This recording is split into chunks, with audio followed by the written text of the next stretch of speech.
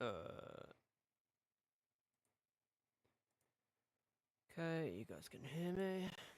Hello, hello. Okay. So, I'm gonna have to change that.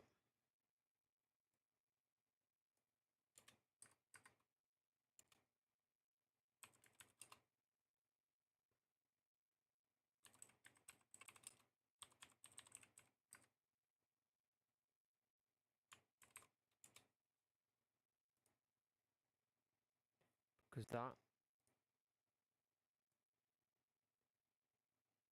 is mental. That is, wow, it's crazy.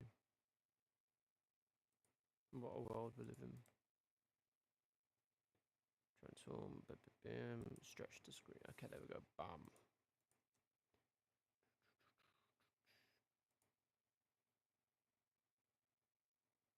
But like,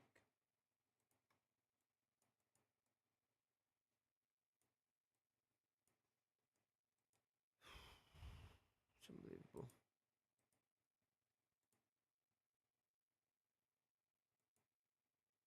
Make sure that I can hear this.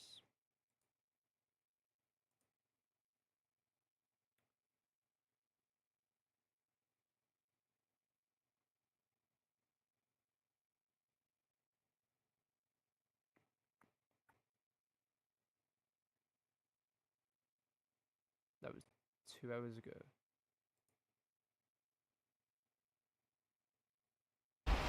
Good morning and thank you for being with us. Iranian state media has now confirmed that the nation's supreme leader, Ayatollah Ali Khamenei, was killed on Saturday morning at the start of the war launched by the US and Israel. The confirmation came hours after Donald Trump announced the death on his Truth Social. The US president said Khamenei was one of the most evil people in history and urged Iranians to take back their country. Well, the Iranian Revolutionary Guard has vowed revenge, announcing the start of the most devastating offensive operation in the history of the Islamic Republic. Donald Trump has again posted on his social media site saying any retaliation would be met with a force never seen before. Our US correspondent David Blevins reports. He dominated Iran for more than 3 decades. But Ayatollah Ali Khamenei, the 86-year-old supreme leader, is gone. His death confirmed by President Trump. In a post on Truth Social, he said, "One of the most evil people in history is dead. That is not only justice for the people of Iran, but for all the great Americans and those people from many countries throughout the world that have been killed or mutilated by Khamenei and his gang of bloodthirsty thugs." The president didn't share operational details, but Israeli security officials said the Ayatollah had been killed by an Israeli airstrike on his compound in Tehran. Iran denied the reports for hours, insisting he was still in command. But state media did eventually announce his death and 40 days of national mourning. To the noble and proud people of Iran, with ultimate grief and sorrow, this is to inform you that following the barbaric attack by the criminal governments of America and the evil Zionist regime, the true example of faith, jihad and resistance, Supreme Leader of the Revolutionary Guard Ayatollah Khamenei achieved the blessing of martyrdom. The United States and Israel had launched a joint combat operation. Top military and civilian leaders were their primary targets. The retaliation was swift and widespread, Iran targeting US bases like this one in Bahrain. Missiles were intercepted in the skies above Israel. In Dubai, flights were halted and people took cover as debris fell from the sky during the attack. It's a defining moment for Iran. They danced in the streets. Khamenei had wielded ultimate political and religious power in the Islamic Republic since 1989.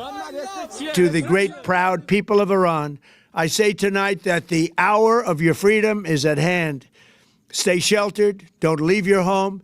It's very dangerous outside. Bombs will... It is. of your freedom. Be dropping everywhere. He died quick.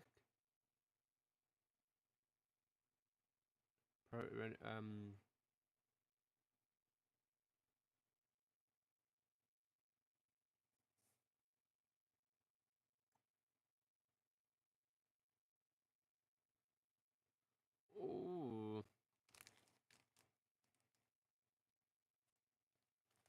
Khamenei is dead. What happens next after holy fuck, so he was pronounced dead 10 hours ago by Trump, which turned out to be true.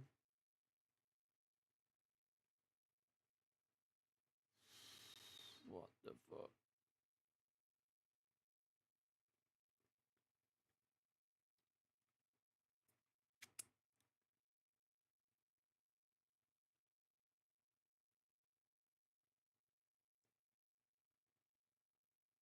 Defense Minister killed. Oh my god. Chief of Army Staff and Defense Minister. Mate,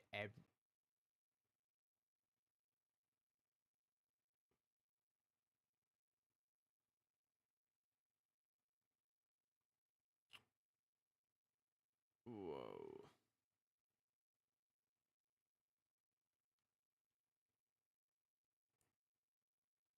Let's see if he's still alive. Okay, pause that there. Go on to that. He's not live. But we will go on to it. That seemed like a force protection move to me. We're not going to watch all. It appears to be a fair.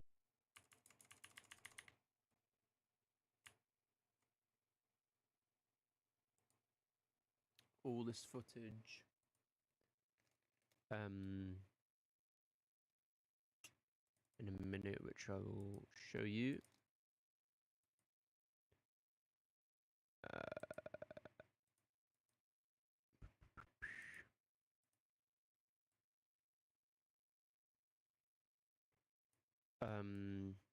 Is indeed the enforcer. That are around the ring road at the Herbal City area and are attempting to try and cause significant damage to the military installations within this area. Right now, we are So go back onto it. Consulate has been based in Erbil, and we do understand that there is usually a small U.S. military presence within the area at some of the outposts right outside of the ring roads of the city. It appears that the Iranians are attempting to target those small facilities that are around the ring road at the Erbil City area and are attempting to try and cause significant damage to the military installations within this area. Right now, we are unsure as to what type of damage has been caused. Smoke is rising from the nearby area, either suggesting that falling debris has created larger fires or possibly suggesting direct impacts on U.S. military installations.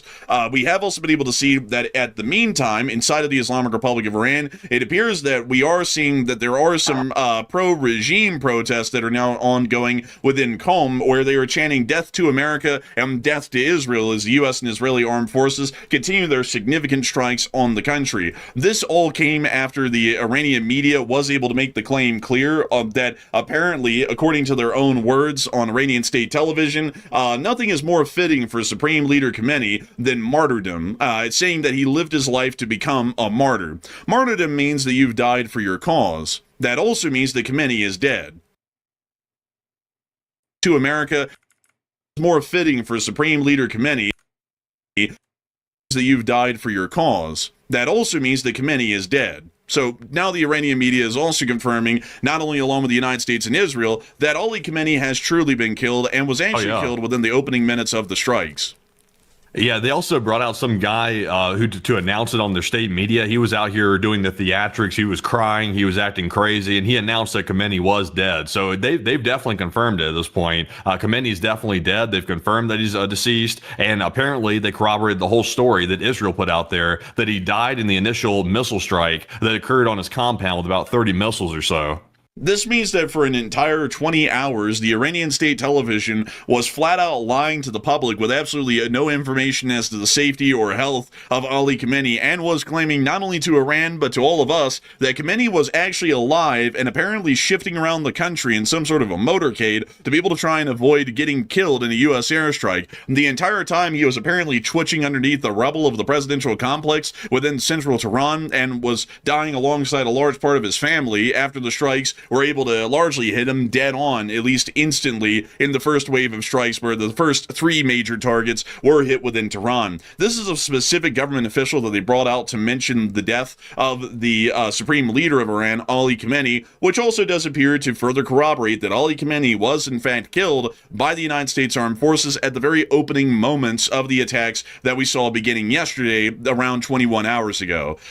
We've also seen that as a result of this, it appears that some pro-regime protests are now ongoing. We do not know if these are organized by the Iranian government or if these are spontaneous. We do know that the government has some support within the Islamic Republic of Iran, but from what we understand, it's not an incredibly large amount. Nevertheless, here is the crowds chanting "Death to America" and "Death to Israel" within the city of Qom.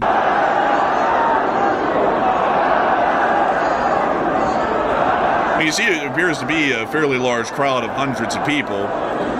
And they also appear to be chanting in unison, looking at a picture of Ali Khamenei near to the front of this, I guess you could say a mosque, I would assume, and they are apparently chanting "Death to Israel" and "Death to America" in response of Ali Khamenei getting killed. And I think they're a little bit mistaken. It's actually not "Death to America," it's "Khamenei is dead." That's actually more so the statement that they should be trying to get across, because so far we haven't heard of any U.S. casualties or Israeli casualties at the moment, although that might change by the next 3 days, because I do have to tell you all that U.S. Armed Forces and the United States Department of Defense does not notify the public of U.S. casualties until 72 hours after the incident. That way, if soldiers have been killed, instead of family members hearing about that through the press and generally getting a significant shock as a result of that, the military is able to soften the blow by getting to them first and notifying them of the death of kin that were serving in the armed forces. So from what we know right now, there have been no casualties so far since the opening of military operations, but that is something that we will not be able to confirm until about 48 hours from now, generally, so about the next 2 days. Also, by the way, we're getting some unfortunate news. This is a first sign that we might have some trouble with U.S. casualties, perhaps. We are seeing that apparently a Sikorsky HH-60W Jolly Green II is possibly bringing injured personnel from Bahrain to Doha International Airport. This appears to be a dedicated combat rescue helicopter of the U.S. Air Force that's currently landing here. So it's coming from Bahrain. So it's possible that we could be seeing the first sign of U.S. troop casualties or injuries, perhaps. That could be what this is, going to Doha International Airport. They could be trying to get him out of there or take him to a hospital, one or the other, whoever this person is or whoever these people are. It is also possible that maybe it's simply someone else that's on this helicopter. Maybe it's not, possibly forces perhaps, but considering it is a combat rescue helicopter, a dedicated one, it seems likely that it's probably an injury of some sort.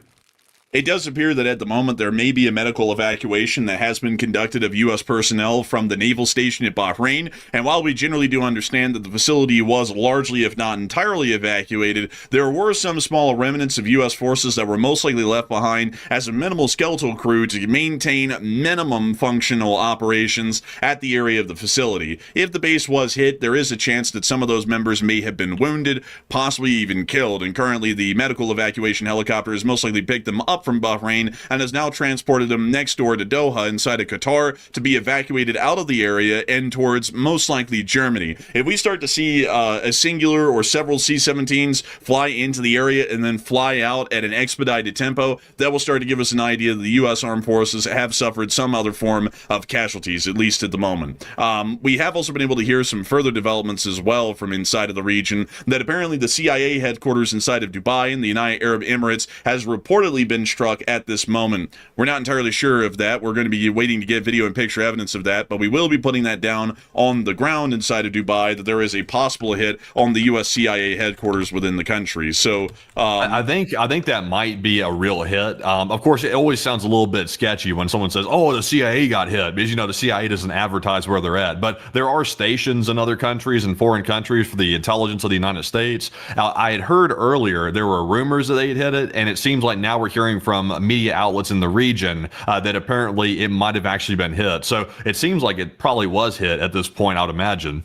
And it certainly does appear that it may have been hit. We'll still be waiting for video and picture evidence to get official confirmation of that at the moment, but it is a likely possibility that the CIA headquarters within the area of Dubai has been directly hit by some form of an attack. Additionally, we've also been... Go ahead. Breaking news. We are seeing the U.S. Air Base at the Erbil International Airport is taking a direct hit. I'm just reposting that right now. I have the visual confirmation. This might be where casualties are coming from, perhaps. It looks like possibly a support building on the side of the air base at the international airport might have been destroyed, possibly. Not totally sure if it's destroyed, but we're seeing a major fire, black smoke rising from it. And this is the U.S. Air Base, by the way, that we're looking at right here. Now, folks, we actually do have a moment here to actually be able to conduct a little bit of geolocation, and considering that was generally our specialty and strong suit in the Ukraine war, we're going to be trying to take a minute here to be able to ascertain exactly where this hit was seen onto the airfield. This will be fairly important in being able to try and ascertain what sort of casualties may have been caused as a result of this strike. It appears that we're looking from a southerly direction towards to the north. It appears that there's some sort of a taxiway of some sort within this area right here, and a smaller road right here. So this actually lines up to where exactly this is. We can see the general same buildings that we're looking for right here. You can actually see those, and those appear to be about right here with the exact same general outline or facade on the side of the buildings. If we are looking towards the northern direction, that means that this hit was most likely within the very... Let me see here, folks. I'm sorry if I'm flipping around a lot. I'm trying to do the geolocation a little bit quickly. It appears that it actually was an attempted hit on the Army's rotary aviation elements, including the Blackhawks and Chinooks here at this helipad, and that may have been what was directly hit. If the hit is a little bit farther north, it may have landed within this personnel zone just north of the helipad, and possibly even a motor pool as well, which appears to possibly indicate that if U.S. forces were not sheltering in place during the time of these strikes, we would assume that they were, that there may have been some casualties as a result of this strike as well. We'll be waiting to see if we can get any further information. So real quick, Enforcer, I see the picture here. I'm looking at the picture on my end. So I'm looking at what appears to be a road here. I'm trying to get a gist of what angle I'm looking at here to get a gist, because there clearly appears to be some exact spot that has been hit where that fire is located right there off to the right. Are we looking at the runway here? Is that the runway, that strip that we're seeing right there on the left of this picture? I can't say that for certain, because generally what I'm looking at right here, like you see the Naya for Iraq watermark right there in the middle of the image? Yeah. So there appears to be some sort of a strip right here and then a shorter road right there. And from what I can tell at a very fast glance, this appears to line up exactly with a small runway here in this taxiway that's used for the Army's rotary aviation. And then if we look around, we can see a larger area of lights and built-up structures here, which lines up with this one that you can see right here around Blue Mountain Company and Hawek's Camp. And then we can also see another line of buildings over here, but a general clearing right south of the taxiway. This almost exactly lines up with what we're seeing right here, and that means that hit is just off and to the right of this taxiway, meaning that it might be on this Army helipad or near to this motor pool. Interesting. So this appears to be, because there are active U.S. forces at this base. That is something that we do know. They have not been evacuated, as far as we're aware, from this base. Also, by the way, I think Ocean Technical might have actually located it over there. You see that little reply you put under there? That it is the helipad. Okay, so it is the helipad. So interesting. So this is the first confirmed attack we've seen on an active U.S. air base. So if there's going to be casualties from anywhere, it would be from this location here. We don't know if there are actual casualties. We have seen a medevac flight going to Doha International Airport that are near to the area to be able to make sure that they are not going to be direct casualties or is an unfortunate result fatalities of these strikes. However, concussive force, when close enough to one of these ready shelters or bomb shelters, can still cause significant internal injuries and external injuries as well, due to just the concussive force in the atmosphere from being that close to an explosion. This does mean that there is the possibility of U.S. casualties that have happened on the ground. We would assume that fatalities may hopefully be out of the picture, at least at the moment. But it certainly does appear that, at least for now, we are looking at a direct hit on the U.S. Army's aviation facility based out of Erbil, Iraq, within the northwestern area of the city. A very unfortunate development, to say the least. So also, by the way, to jump out of the attack we're seeing right now in the U.S. airbase in Iraq, of course, I'm getting a different video here. I need a BS check on this. This is being posted from what appears to be TikTok. It seems like they're claiming that a U.S. Navy support ship has been hit by an Iranian Fatah ballistic missile, but of course that sounds a little bit crazy. So can you tell what this is, or if this is like at all accurate? This is bullshit. You know what that is? I can show you exactly what that is. That is the explosion that happened in Haifa port yesterday. Let me go show you. Here it is. See that explosion right there? That would match up almost exactly. Yeah, that's an exact match right there. There's no ship even near to the focal point of that explosion. So this is actually a BS claim being put out by the Iranians. You can literally see that there's not even a ship around where the explosion occurred. And we had already been able to confirm that this explosion, which did occur in Haifa port, was directly in the middle of the harbor. It was near to some ships, but no military ships. And that geolocation appears to be completely inaccurate. Of course, it would come from someone called PLA Military Updates. Of course, it would come from someone like that who would generally be more Iranian aligned than anything. So apparently their bias is apparently blurring their vision a good bit. There was no ship even present at the explosion. So indeed. Also, real quick as well, after we did that little BS check right there, before we get back into our news out of the Middle East, I do want to bring everybody's attention to something real quick. We are seeing a bit of an emerging situation here in the United States. We're getting a lot of what you could say are red alerts or early warnings of possible domestic security situations here in the United States. We're hearing that allegedly, according to mainstream media, the DHS, Department of Homeland Security, says in a notice that it's most concerned in the short term about cyber attacks from Iran-aligned hacktivists on U.S. infrastructure. So that's what they're saying right now. Also, we just saw a notice go out to U.S. servicemen in NORTHCOM telling them not to wear their uniforms in public. Also, by the way, NORTHCOM, I believe that covers the continental United States, if I'm not mistaken. So they're telling service members, the U.S. Department of Defense is telling service members not to wear their uniforms in public, which that seems like a force protection move to me, that they're worried about people are going to try to target U.S. service members in some way or another, and they're telling them not to wear that uniform for that reason. Also, we have seen a Secret Service surge of security at locations like the White House, the residences of former presidents, and other key locations. So we're seeing a dramatic ramp up of executive protection for former presidents as well as of right now. There was one other indicator. I'm trying to go grab that real quick. We are seeing in Texas, the Texas military departments activating service members for Operation Fury Shield to work alongside state partners to protect our citizens and critical infrastructure, including energy facilities, ports, cybersecurity, and the southern border. So that seems to be, they're saying, is directly connected to the events right now. So we're seeing an activation in Texas as well, which seems to be preempting anything that might happen that could be a possible terror threat that could be posed by Iranian proxies. So that is something to watch. They seem to be getting indications that something could be in the works possibly, and that's why they're taking these measures right here.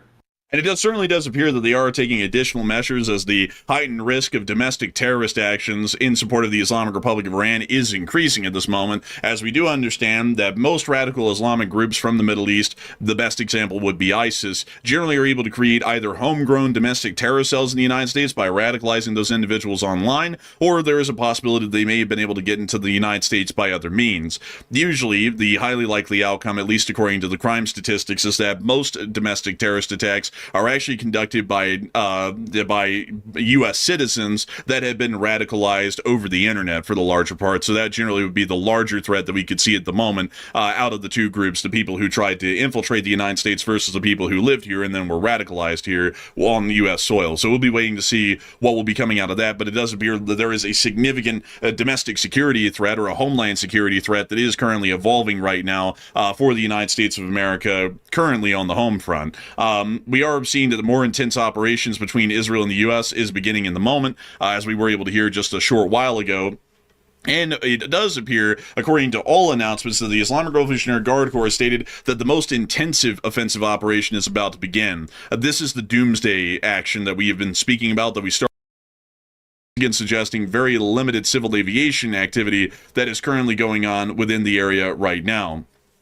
And with that in mind, I believe that we may have a little bit of further news coming out at this moment. And Matthew, do we have any? And what do we got? So I'm trying to gather some more information about the alleged CIA headquarters in Dubai. Also, by the way, we don't have a headquarters in Dubai. Like, that's not a thing. Like, I don't know why people were saying that like it's a fact. We don't have a CIA headquarters in that country like that. The embassy is generally the headquarters of CIA in each country that you ever will go to. That's usually the headquarters. So, it's not like we have like a big 7-Eleven sign outside of a building saying, oh, CIA's here. It's not like that. So I'm not really sure what they're talking about. We allegedly have a video that's been put out by, I think, an Israeli source, I believe, if I'm not mistaken, apparently showing a building they're claiming to be a CIA-affiliated headquarters. It looks like a hotel to me. The CIA doesn't base their stuff out of a hotel, so I'm not sure what this is about. But take a look at this, though, Enforcer, and see what you think about this situation in Dubai. Let's take a look at it here really quickly, folks, and see what we can make. Also, it doesn't appear. One second. Let me see if I will repost here on Twitter really quick. It doesn't appear that it's reposting at the moment, folks. We'll have to give that a little bit of a minute. It's not repopulating on the Twitter quickly, so we'll be giving that a little bit of a minute. In the meantime, while we wait for that video to upload to go take a look at it, Matthew, what are people thinking about the current situation right now on the poll and what's going to be happening here soon? Okay, so the question on the poll says, if Iran attempts to carry out any attacks on U.S. soil, and I mean any, that's covert attacks, direct attacks, whatever, what should the U.S. do in response? 56% said launch more massive strikes on Iran, 16% said begin a ground operation on Iran, and only 14% said deploy weapons of mass destruction. So there's no reason to get too crazy. Even if something happens here in the United States, it will generally be contained for the most part, so we should have that under control. The FBI Counterterrorism Division is on high alert, and we'll have to put faith that they are watching the situation appropriately. But when it comes to a response, I say personally the only realistic thing we can do here is launch more massive strikes. Right now, the U.S. is using an escalation ladder to strike Iran. We should simply jump to the top of the escalation ladder if there's any type of attempt of an attack on U.S. soil. Jump to the most extreme. When I say extreme, I mean flatten any type of Iranian government building, flatten any type of IRGC headquarters, hold nothing back. Go in heavy in one fell swoop and stop the whole escalation chain. But that's my opinion. But Enforcer, what say you? I would say that would be with the 56%. If a single U.S. citizen is injured or killed on U.S. soil as a result of domestic terrorists that have been radicalized by the Islamic Republic of Iran, or terrorists from the Islamic Republic of Iran that have somehow been able to infiltrate the United States was hit in Iraq. It looks like, I'm trying to do a quick look at this. It looks like they also identified the runway on the left. They also identified two different support buildings as well to make this geolocation work. So that is the runway that we're looking at. That strip that I asked you about earlier, that apparently is the runway that we were looking at. So it looks like the aircraft maintenance shelters were the ones that were struck, and that's currently what's on fire. And we're seeing black smoke, which indicates there could be some type of fuel that's burning as well. So maybe they hit like a possible aircraft aviation fuel tank, maybe on the side of one of those shelters possibly, but that appears to be what they hit. And that does appear to be incredibly close to our initial geolocations. It's just a little bit, and I mean a little bit south of the helipads. It appears to be in these maintenance support facilities like Matthew was mentioning just a moment ago that have apparently been directly hit by the Iranian strike. We would hope that the U.S. forces that were at this facility was manned and operational at the time of the strike, are hopefully safe and uninjured as a result of these strikes, but we'll have to hopefully get further developments out to give us more promising news out of the area of Erbil at this moment. If we see a medical evacuation helicopter anywhere on ADSB transponder around northern Iraq, we'll be able to assume at that point that there will be, unfortunately, U.S. casualties from the strike at Erbil, and we would hope then at that point that there will not be any fatalities as a result of the casualties and the strikes on Erbil. However, it does seem as though at the moment we are still continuing to get further information at this time from more developments that are happening within the region, which I'm going to be trying to get y'all to here really quickly. And sorry if I took a minute to stutter right there, folks. We have been running streams for basically all day, every day for the past 2 days, so it is getting exhausting. But we were going to keep pulling through. We were able to hear that a US E-4B Doomsday plane is airborne, apparently flying towards Washington, D.C. The nuclear bombers are not flying. The nuclear bombers are flying. Red alert, take your battle stations. Red alert, sir, red alert. It's nothing like it's nothing major. It's nothing major. The E-4 Doomsday planes are always up in the air. I do have to let you all know that there is at least one up in the air all the time. And this is a little bit of an unusual flight path, but it's not showing us that there's going to be a nuclear Armageddon coming anytime soon. Just to make that clear to everyone, you're not going to die because this plane is in the air. One of them is in the air 24/7 basically. So do not worry, folks. It'll be fine. We also can see that a larger amount of KC-135s, the ones that we were tracking over Europe, did arrive at Tel Aviv a little bit earlier, and we can already see that there is another large swath of them, which I'll show you all right here really quickly, this large line of them that is currently also flying on down, and we believe towards Tel Aviv or somewhere else similar to that area at the moment right now. We've also been able to see that there are protesters chanting within Iran that they want revenge, and apparently they're demanding that the IRGC takes this revenge on the United States of America and the state of Israel for the active strike seen right now.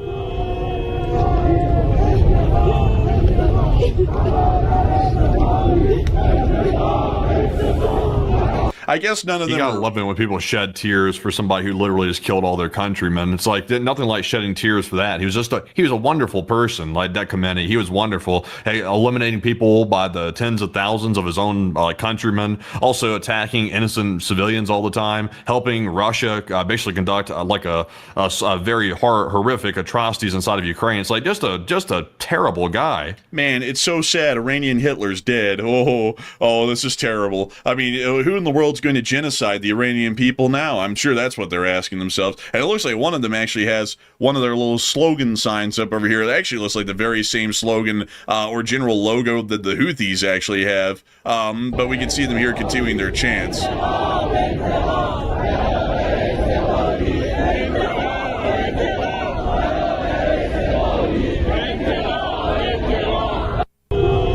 That's the end of the clip right there, but still showing that at least the Iranian government is trying to get some of their people more into action. And it actually appears that we were able to get footage here, folks, that the United States Army actually used the HIMARS, and particularly the ATACMS missile, against the Islamic Republic of Iran in some prior strikes that were apparently conducted against Iran, and we would assume that this footage was filmed somewhere within Iraq. So here's the footage of a U.S. HIMARS firing an ATACMS missile at the Islamic Republic of Iran. You see the launch of the ATACMS right there, and it is on its way.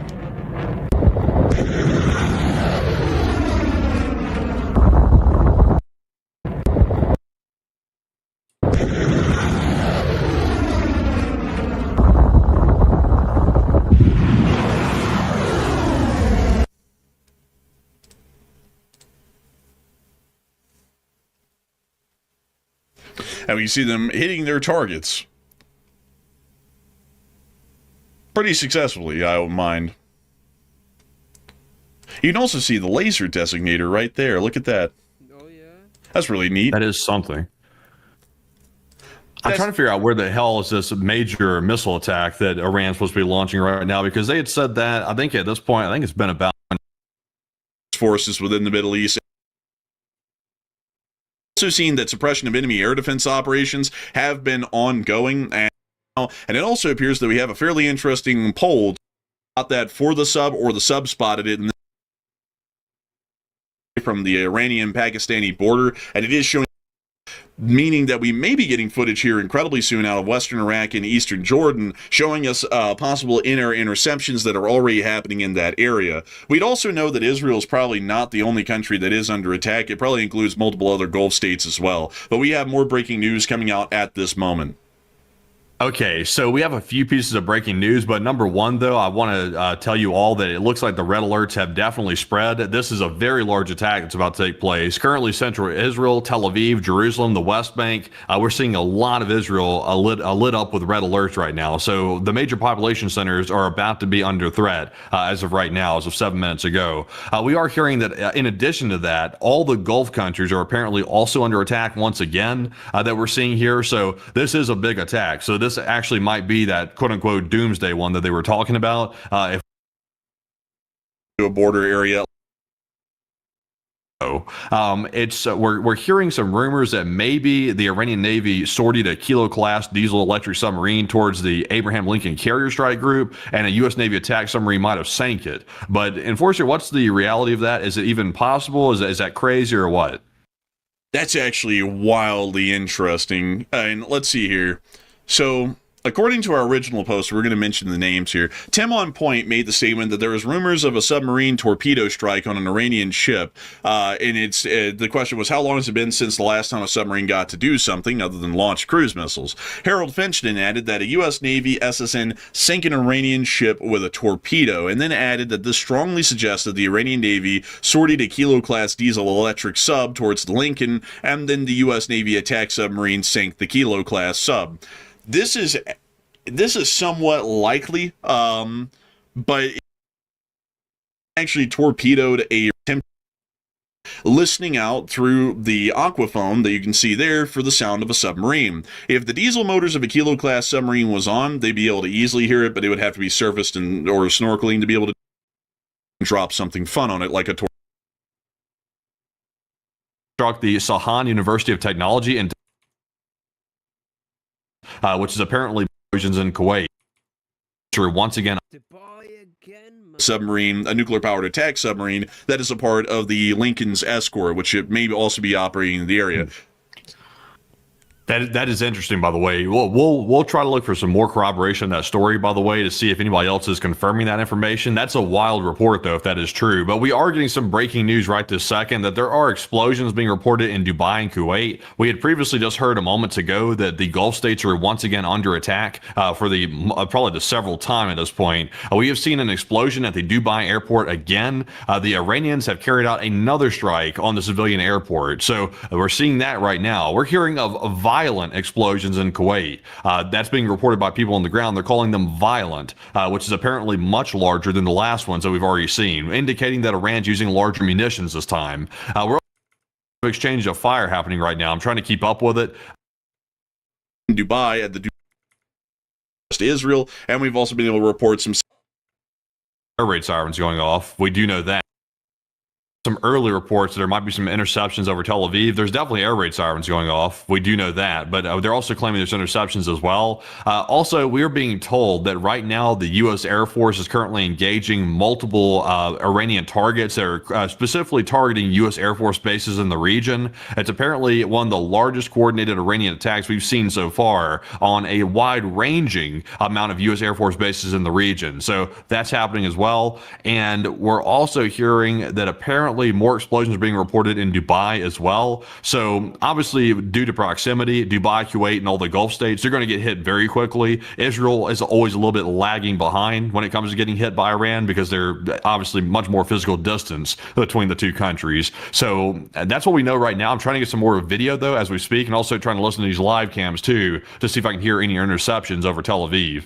Currently, we are hearing that there may be some air defense activities ongoing over the state of Israel right now, as it does appear that Iranian missiles have finally arrived within the airspace, and we do believe that there is a significant amount of air defense activity going on around the area of Israel right now, both involving the Israeli Ground Air Defense Forces, the Israeli Air Force, and the U.S. Naval and Air Forces, which are currently operating within that area right now. We are hearing that Dubai is still taking hits at the moment. We'll be trying to get video evidence of that as soon as we possibly can, and it also does appear that this is an incredibly large Iranian attack, which is the doomsday attack that we have been waiting for about an hour on air at the moment, and that it is currently underway. We will be trying to see if we can get some video evidence that we will be able to show of the air defense over Israel or the further explosions that are currently happening as a result of that. Have we already shown that, by the way? I can't recall if we showed that. Actually, so far we're still. So I'm getting word here that apparently Iran's judiciary is confirming that U.S. and Israeli strikes killed IRGC Commander General Mohammed Pakpour, but I believe we already knew that he was deceased. So I think that's why we have that promotion that we recently saw of this new guy to that position. So I think that's already old news right there on that one. But we do have that new video. You can show people of the Dubai if you want. And let's take a look at that video from the area of the city of Dubai. That is directly along the main concourse at the Dubai International Airport, once again confirming that additional strikes have hit the airport as of recently. I was able to also find y'all air alerts are currently sounding over the Beersheba area, which is one of the major population centers inside of southern Israel, and we've also been able to see some video footage that was actually published of U.S. F-35 Lightnings operating off of the deck of the USS Abraham footage that was actually published of U.S. F-35 Lightnings operating off of the deck of the USS Abraham Lincoln in the strikes that are currently being conducted against the Iranians, which we can see right here.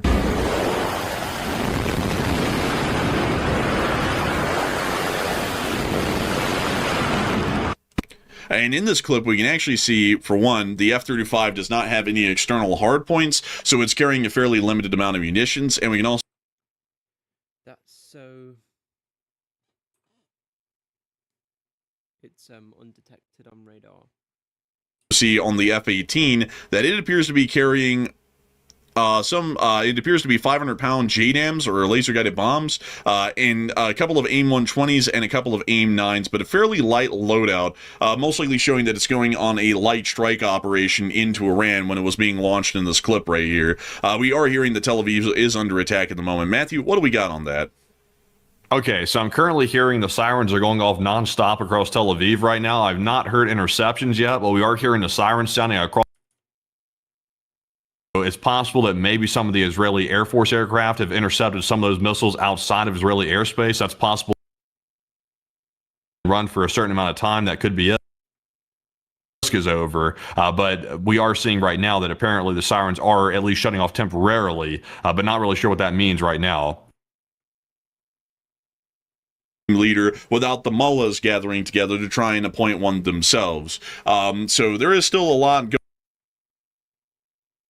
We don't really know, actually. That's been a huge mystery in the last stream and this one. We actually don't know what the United Arab Emirates has done to incense the Iranians. We don't even know why. Like, it's a complete mystery. We are guessing that it's because they're rich and Iran isn't. And then on top of that, the UAE generally has a lot of Westerners that come there and travel there and sometimes even move in and live there. And maybe they look at them as a sellout. I mean, you know, I don't really know at the moment, but it is a fairly interesting sort of a situation to see nevertheless. And it is one that we don't even really understand why. But also another thing that's a little bit shocking is we do not know why Emirati air defenses are operating so poorly. They have a significant air force and air defense force, and yet we have hardly ever seen them shoot down about a single air threat that has come into their country, either by drone or missiles. Emirati civilians have died in the process, and we just don't know what in the world is going on with that. You would generally think that with the amount of military equipment that they have for air defense purposes that they would be using it like the Qataris, but oddly enough, we still have not seen, about literally 24 hours in since the beginning of the attacks on Iran last night, that they have really used any air defense systems. But we do have more breaking news coming out at this moment right now. And Matthew, what do we got? Okay, so I'm currently looking at the red alerts map. It looks like Iran is now targeting the Negev base down in the southern part of Israel. It looks like they're currently targeting that location right now, which they did target during the 12-day war as well. In fact, we saw confirmed hits during the 12-day war in the Negev desert. So it looks like they're currently striking down in that area, or they're about to momentarily. We're also hearing as well the Iranians are saying they targeted the defense industrial complex in Tel Aviv with these recent strikes, and also the ongoing strikes that we're still hearing about right now. So they're claiming they're hitting military targets. That's what they're claiming, but we have not seen confirmed impacts, at least in the most recent strike. We haven't seen that, so we simply don't know. So we're currently eyeing the Negev desert to see what's happening down there. That we report at Bandar Abbas. We can't see that on Marine Tracker. The area of the Strait of Hormuz has largely cleared out and almost become completely devoid of any sort of again. It looks like Tel Aviv as we speak. I'm trying to get some more information about this right now. Missiles heading that way, and we're now hearing the sirens going off as we speak. I'm trying to get some more information about this right now. We're seeing Jerusalem's in the red, Tel Aviv's in the red.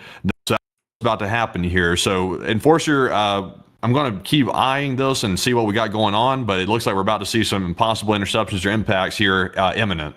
So we are hearing of significant air defense activity that is going to be ongoing within southern Israel at this moment, as everything from Tel Aviv all the way down to the port of Eilat, which is directly along Israel's southern coast in the Gulf of Aqaba. And this may be under that the Nevatim and Avda air bases, which are found within the southern area of Israel, may be under attack, along with the Dimona nuclear research facility, which is found within the desert of Israel. You can actually see the Dimona or Negev nuclear research center or facility right here on screen. It has a research reactor which uses, generally from what we understand, unrefined uranium to be able to produce plutonium. So this may actually get directly hit. If it does, it's not going to be a major radiological issue. It's going to be a minor issue, nothing too bad, but it wouldn't be that good either, that we can say. So we will be waiting. Oh, we're seeing interceptions over Tel Aviv. I'm seeing trails of interceptors. I'm hearing loud booms in the distance. Interceptions are underway in Tel Aviv right now. The sirens have generally stopped for the moment, but I am seeing several launches of interceptors as we speak right this second. We do not hear any impacts on the ground. In fact, we are now not hearing anything. I'm believing that the missiles were just intercepted over Tel Aviv, but that's just for Tel Aviv, by the way. We don't know about Jerusalem, and we don't know about Negev. We don't know what's happening down there. I'm trying to get a gist of what's happening down there as well, but confirmed interceptions over Tel Aviv as of right this second. And that is a very interesting sort of a situation to see. And we can even see the air raids expanding and decreasing at the same time as well. We can actually see that all of these areas covered in also seeing that they're. Let's see if I can get you Israel. Jerusalem as well. So the attack we're right in the midst of the attack. The attack is happening right now. It's being carried out by Iran. And we're hearing about Doha, in addition to Israel, also apparently getting hit as well. And let's see here. More explosions in Dubai, by the way. Dubai's getting hit yet again. There's also confirmed explosions on the ground in Dubai. So we got let's see here. Well, I'm hearing some more booms in the distance. Let's see what that is. Yeah, I'm hearing more booms in the distance in Tel Aviv right now. So it's definitely going down right this second. So I have not seen confirmed impacts in Tel Aviv. I see a lot of interceptions. So it looks like generally the Iron Dome's holding up pretty well inside of this area, at least for right now. And it does appear that at the moment we are definitely seeing that there are some significant air defense actions and explosions happening throughout the entirety of the region. Once again, we are hearing of explosions inside of Qatar, and we actually were able to see that there was air defense action that had just recently happened over Kuwait minutes ago. And to make sure that we are getting this correct here, and it does appear that this would still be the case, it is still generally the break of daylight over there inside of the country. I actually forgot that we had already gone through the nighttime earlier on when we were running the last stream. Whoopsie daisy. But it is daylight over there, so we were able to confirm that this is recent footage actually showing a Shahed 136 that was shot down over Kuwait. Here's the clip. I actually see the drone spiraling in a ball of flame after it was directly hit and shot down, and then landing into the desert right outside of the roadway that they're filming from. We now hear the thud and the impact, and we can also see the fuel continuing to burn the wreckage.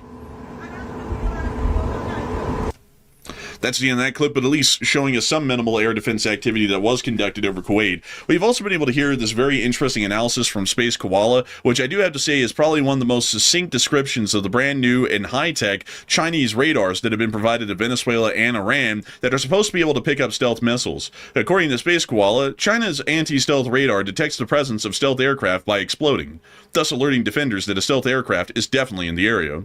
And I would have to say that that's probably the best description of this radar that we have ever seen, because both Venezuela and Iran had these radars, which China claims is able to pick up stealth aircraft easily and can easily identify F-22s and F-35s. Yet we have never seen that this radar has ever helped anyone out in actually seeing F-22s or F-35s when they're in their airspace. As a matter of fact, we've only seen these things get blown up. There was actually 2 of these that were blown up in Venezuela, and it now appears that we're hearing that some of these may have been blown up within Iran just recently, possibly even within the opening of the strike. So I do have to say, a big shout out to Space Koala here. They definitely do detect stealth aircraft by exploding, which does indicate that at a minimum, stealth aircraft are somewhere nearby. They don't know where. Hearing that Iran is, we are hearing, we don't very unwise threats against the United States and also people involved with the United States. They're making very unwise threats right now.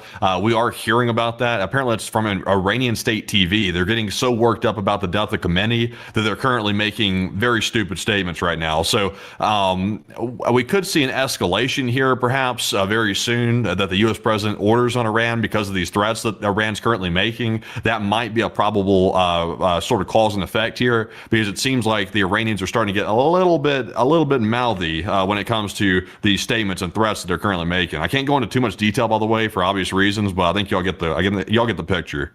Can you put that under our likes tab so I can take a look at that really quickly?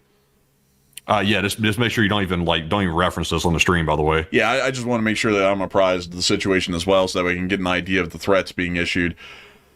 Oh, well, I mean, that, you know what, I don't even know why I had to ask. That was what I was thinking it was. That's exactly what it is. It does appear that there is some very significant threats that they're currently lobbing right now. I can't get into the details of what kind of threats they're issuing that might be against YouTube's terms of service, but I can tell you all that they are fairly grave threats and ones that would pose a significant threat to national security. That's one thing that I can say at a minimum, but further details than that might be against YouTube's terms of service. So we will be waiting to see what comes as a result of that. We do understand that the Secret Service is already increasing its security around key installations and facilities as a part of the branch of the executive of the U.S. government. But outside of that, we are currently not seeing any further developments, at least at the moment, regarding those claims.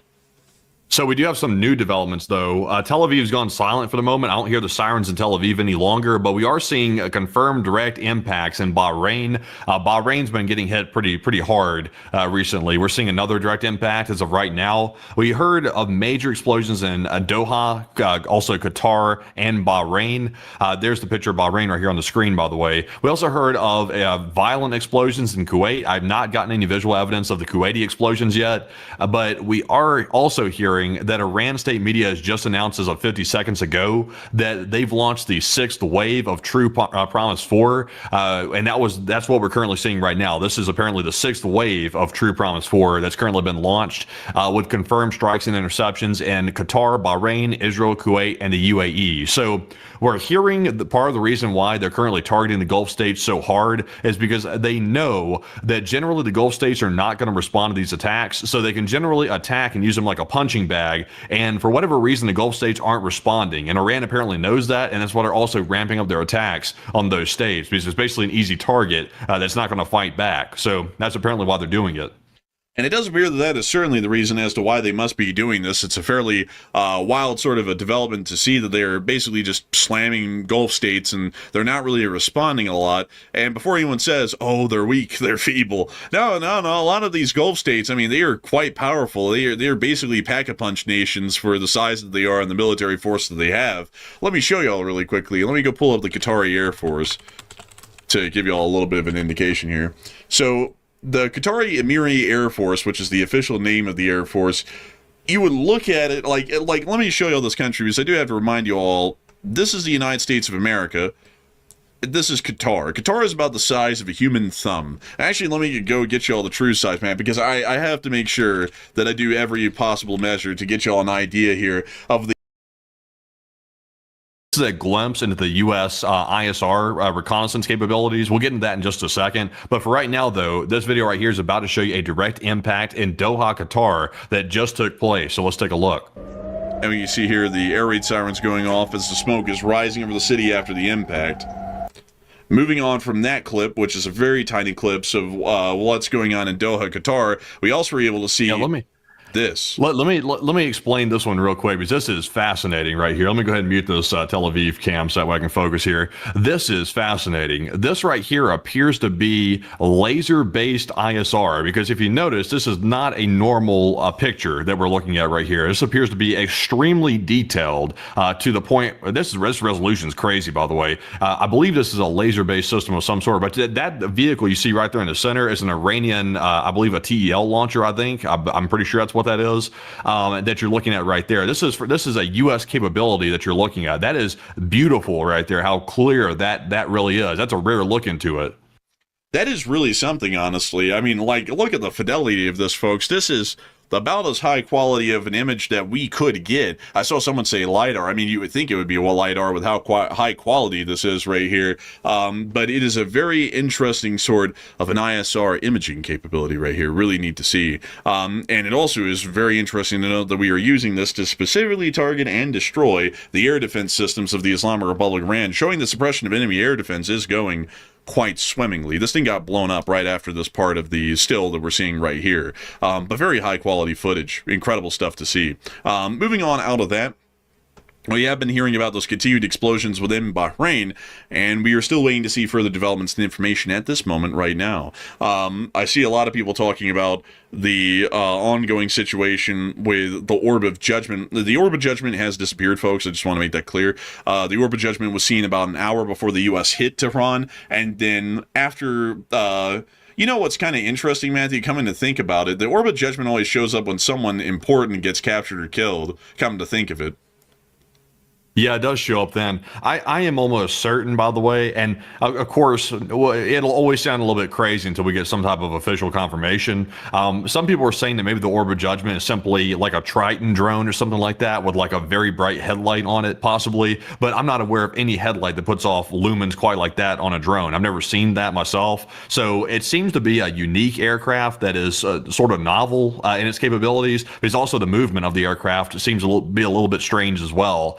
Whenever we see the Orb of Judgment show up in a spot. So I would assume it's some sort of intelligence, surveillance, reconnaissance ability of the United States that we are not aware of. It's probably a classified ability of some sort because it appears too often directly preceding U.S. action on foreign countries. It always seems to show up right before the U.S. does something. Not when other countries do it, but when we do it, it seems to show up. So whatever the thing is, it seems to be under U.S. control to a certain degree.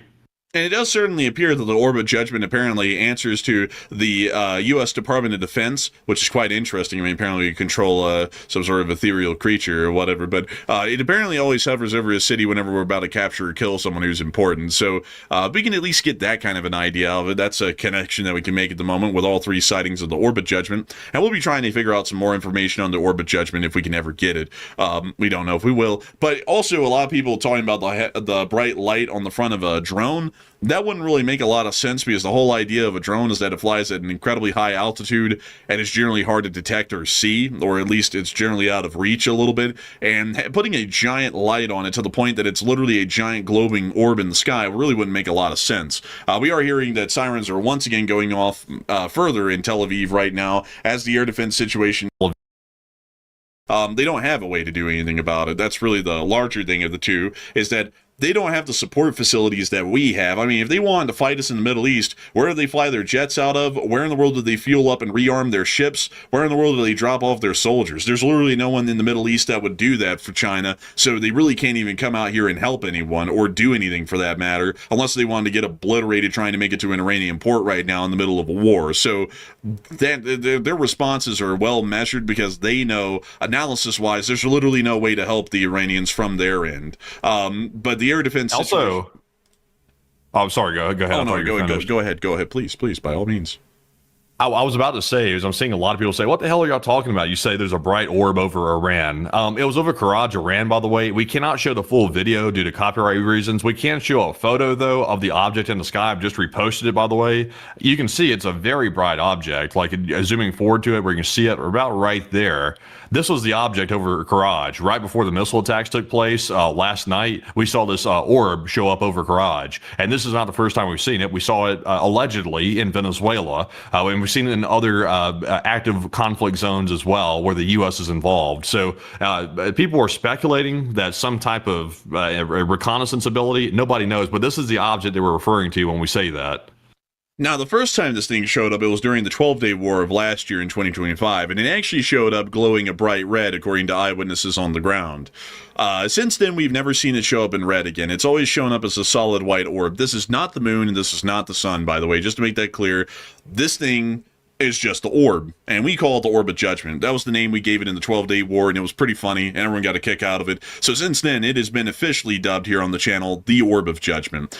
We don't know what the thing is, really. I mean, like, we are taking our best pot shots at what this thing is, but you can tell, folks, that at a higher altitude there, and a good distance away from the camera, it still appears as an incredibly large orb of bright light.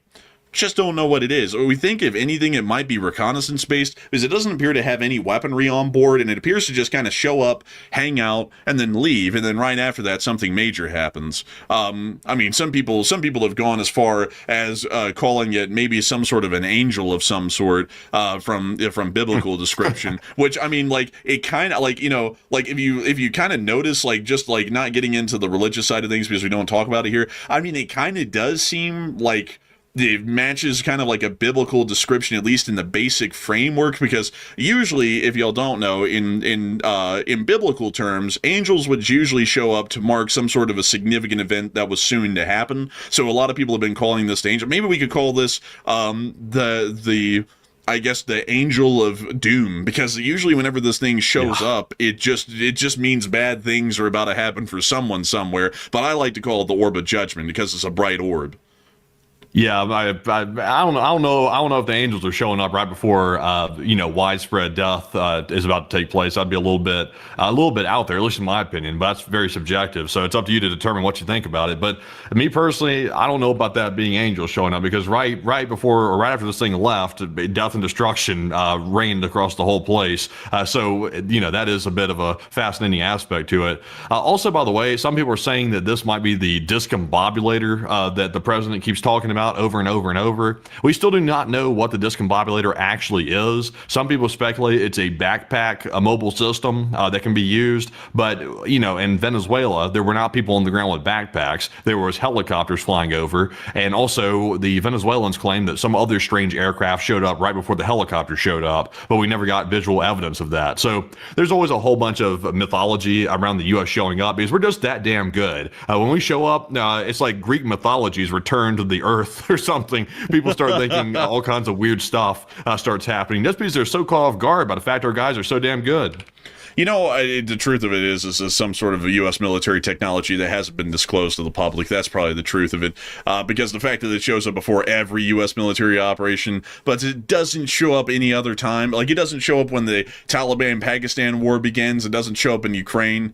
Well, actually, I think this thing did show up in Ukraine at one point, but that was a long time ago, and we don't even know if that's the same thing. But anyways, it shows up all over the place when the U.S. is about to go do something, so it is probably a U.S. piece of equipment. It's just that we can't see it because it's so damn bright, so we can't really tell exactly what it is. But with that in mind, I hope we have been able to address the orb for those who may have been unknowing of the all-seeing orb and the orb of judgment in its all of its glory over Tehran. But we are going to be continuing to cover the developments that are happening right now. And also, by the way, Matthew, I do want to make sure that I say this. We will probably want to get towards answering questions here within about 20 minutes or so, because we don't want to overdo this stream, because we do have to wake up tomorrow and basically get back to doing this endlessly all day again tomorrow. So support, and thank you very much for that support. They said, here's some sweet Aussie dollars for the hardest working team in war correspondence, and I've been watching you since the start of the war in Ukraine and tune in nearly every day, and thank you for keeping us up to speed and keeping us informed. And thank you so much for enjoying our work,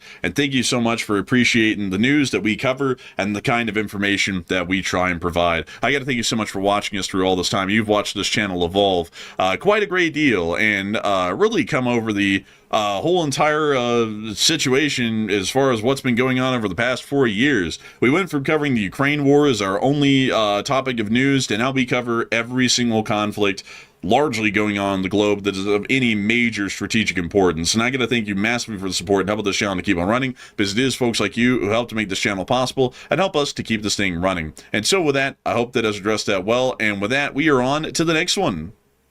Also, by the way, a big shout out to Based Soda, who just put in a $50 support as well. And thank you very much, Based Soda, for throwing in that support. And of course, that's very generous. They said, Uber some Motrin and gallons, jugs of water. My treat.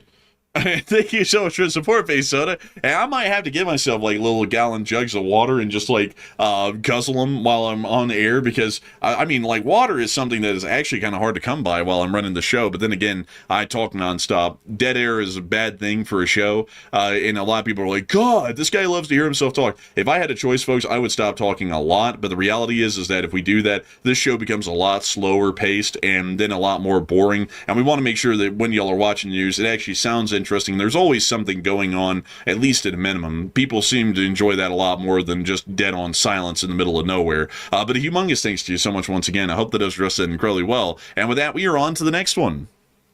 And we also have a super chat coming up here from none other than George Allison, who put in a 50. And thank you very much, George, for that $50 super chat. He did not leave a comment, but we appreciate you very much, George, for helping to keep the channel running. We also just got a $100 support from YouTube Guy Com. And thank you very much, YouTube Guy, for that $100 support. We appreciate that very much. Very generous of you. He said, you guys are awesome. And thank you so much for that incredible support, YouTube Guy. And you are awesome for supporting this channel and helping us to keep our work going. And so a big thanks to you once again. And we are on to the next one. Also, by the way, someone said, I love y'all's voice, that sportscaster voice. This is actually my real voice, by the way. People think I'm putting this on, and people think Andrew's putting his voice on. This is the way I sound in real life. I've gotten it my entire life. People will see me in person. My voice does not match my face, and it doesn't match me either. I'm sort of I guess not really slim necessarily, but I'm not exactly what you call like a big burly type person that would generally have a voice like this. So people are always like, dang, you have like a radio voice. I'm like, I guess so. So I guess we're putting it to good use. But anyway. And what's funny, moving on to our what's funny, man, is that we'll go around in public, folks. We didn't get this a lot in Alabama, but once we moved our headquarters out here to Utah, which is basically just where we live, once we moved out here to Utah, basically everybody that we talk to in public would be like, "Are you a singer? Do you do radio? Are you on TV?" And we're like, no, YouTube, but not TV or anything. And then people are like, "Are you a singing man, Kathleen? Sing a song." And we don't sing. Like, we're terrible at singing. You can ask anyone who's been around for a minute. We've tried it. It's bad. But anyways, we're on to the next one. We also have a $50 support from none other than Chris Feilbach, and thank you very much, Chris, for that 50. He said about martyrdom, it takes about 86 years, and don't you kind of suck at it? I think it's kind of a fair assessment, just saying. I mean, that is kind of like a good point. I mean, if the guy is like almost like dead from old age, and then he gets martyred, then is that really martyrdom or is that not? And that's an interesting one right there. It's an interesting one indeed. And so a big thanks to you for the support and helping this channel to keep running. I hope that it addressed that well. And with that, we are on to the next one. We also have a $100 Canadian support, 100 Canadian that is, from Joel Whitlock. And thank you very much, Joel, for that massive support as well. He said, if you think there were any chemical warheads or pharmaceutical weapons that we've heard about, I haven't heard of any of them pharmaceutical weapons, but there is always a risk of chemical warfare being used by a country like Iran, and we do understand that there may be some precautions being taken at this point, at least right now, but we don't really know exactly for sure. As far as biological warfare, which I think the pharmaceutical part was asking about, we haven't really heard a lot about those threats either. As a matter of fact, those don't really seem to be that much into the equation, but they may rise in prevalence the worse the situation gets for Iran in the coming days. So I hope that as addressed that the best I can, and a big thanks to you for the support and helping this channel to keep on running. And with that, we're on to the next one.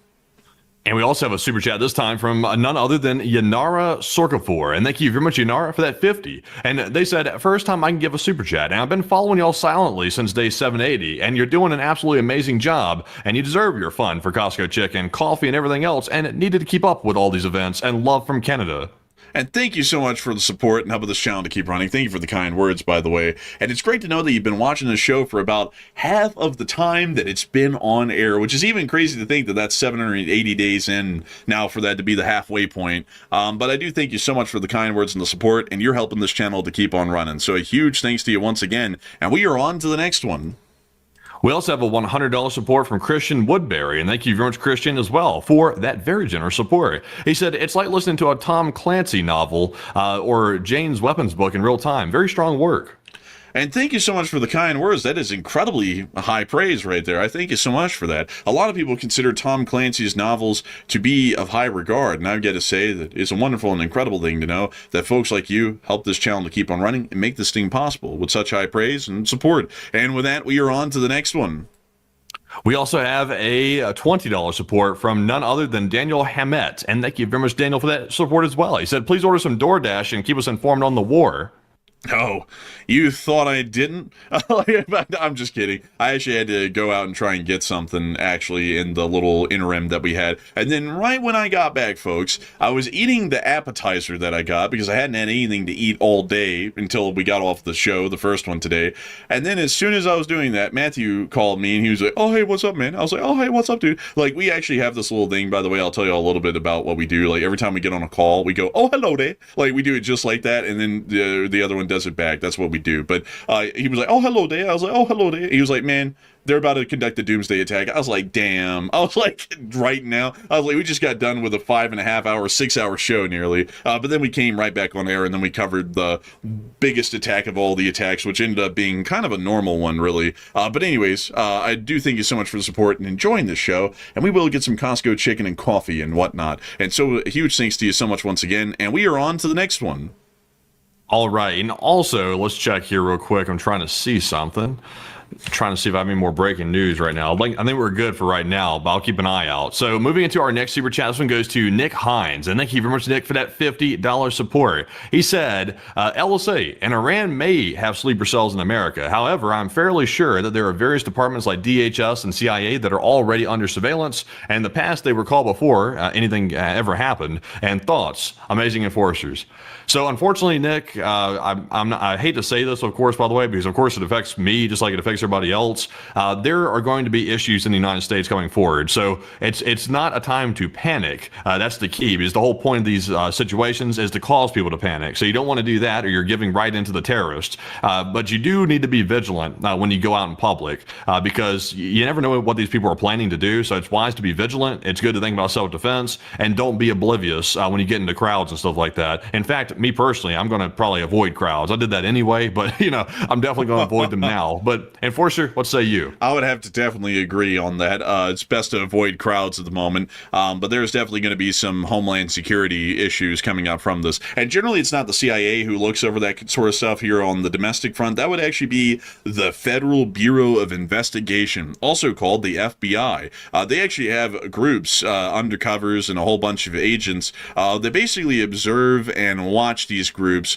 There's actually a great guy out there right now who wrote a book. He was actually an undercover FBI agent, and he was the one who infiltrated groups like the Klan and the Base and other groups like that. He has some very wildly interesting stories that he's published out there on YouTube, and he's even written a book about it. But generally, it's the FBI that takes care of that sort of stuff, or those sorts of develops domestically, but they can't catch all of them. So there is definitely going to be some sort of an issue or some sort of attacks that happen on U.S. soil, and that requires a great deal of vigilance and also heightened security by the citizenry themselves to be able to protect the whole of the United States of America from these ne'er-do-wells that may be here within our own borders at the moment right now. So I hope that does address that the best I can, and a big thanks to you for the support and helping this channel to keep on running. And with that, we are on to the next one. And we also have a $50 super chat from James Hughes. And thank you, James, as well. I said the fourth super chat in just 3 days. I love giving it to you guys but not to YouTube. But you guys are doing such great work, and thank you. And thank you so much for the kind words. We're glad to know that you appreciate our show and you want to support it. And we thank you so much for helping it to keep on running. And with that, we're on to the next one. We also have a $50 super chat from none other than Dragon Golem once again, and he puts in a 50 and said, you guys are doing good. Remember to stay hydrated, and is there any word if Russia or China has issued a statement about the attacks?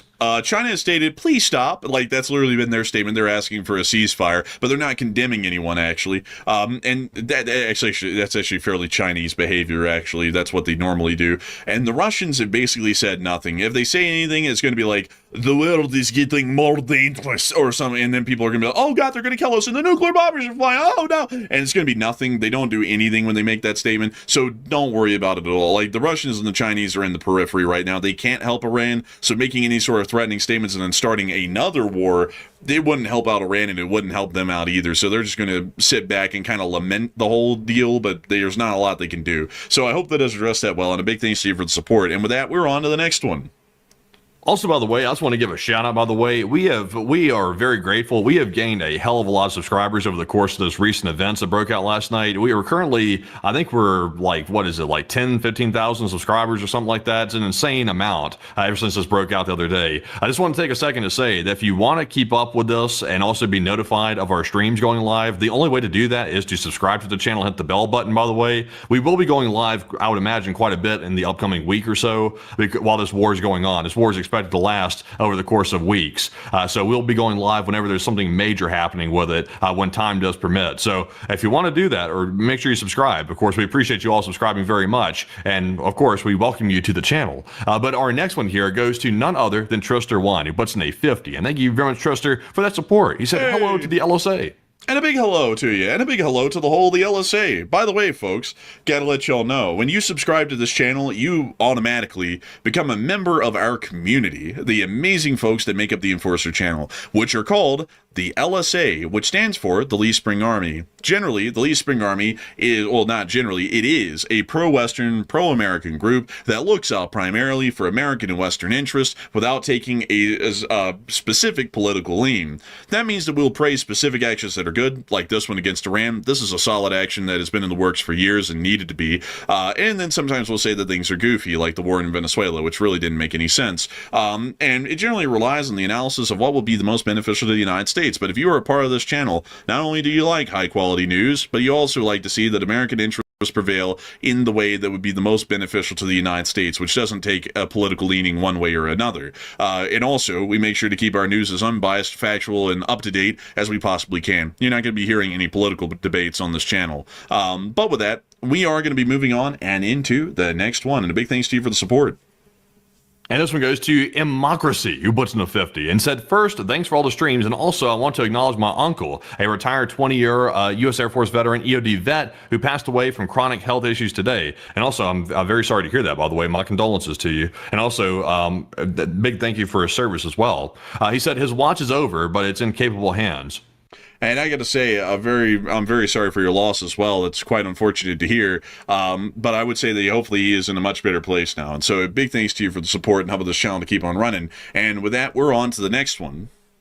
We also have a 50 from Steve Otten. And thank you very much, Steve, for that $50 support. He said, I may not watch daily due to time, but I know this is the spot to come to for the best coverage possible when shit hits the fan. And oi, oi, keep doing what you're doing.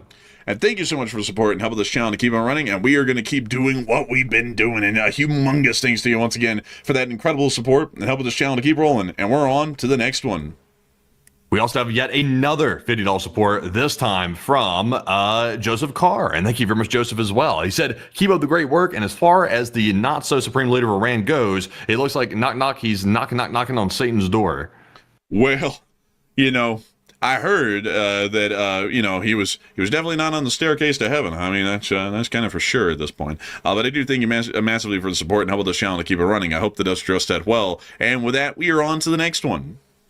And we also have a $100 support that just came in from none other than Kratos. And thank you very much, Kratos, for that. A second support of the day. We appreciate that very much. They said you guys are going to have a busy week. We really appreciate what you do. Enforcer is the media, and you two are a staple and more important than you know. And get some rest when you can. And thank you, guys. And thank you so much for the incredibly kind words and the support. And you know, it actually is kind of crazy because as far as news agencies go on YouTube, we actually beat all of the mainstream news agencies last night when the war broke out for the amount of people who came here, which is actually showing that we're changing the general news, I guess you could say, terrain a great deal if we're to get corporate there with our speak. Apparently, a lot of people are now choosing to watch us over mainstream news outlets, at least on YouTube, which we're always incredibly proud to see, and we're happy to know that we're able to keep the nation of the United States well informed on what's going on around the world, because I believe that a well-informed and truly intelligent public is what is most important and an imperative for the United States of America to have a functioning and successful democracy.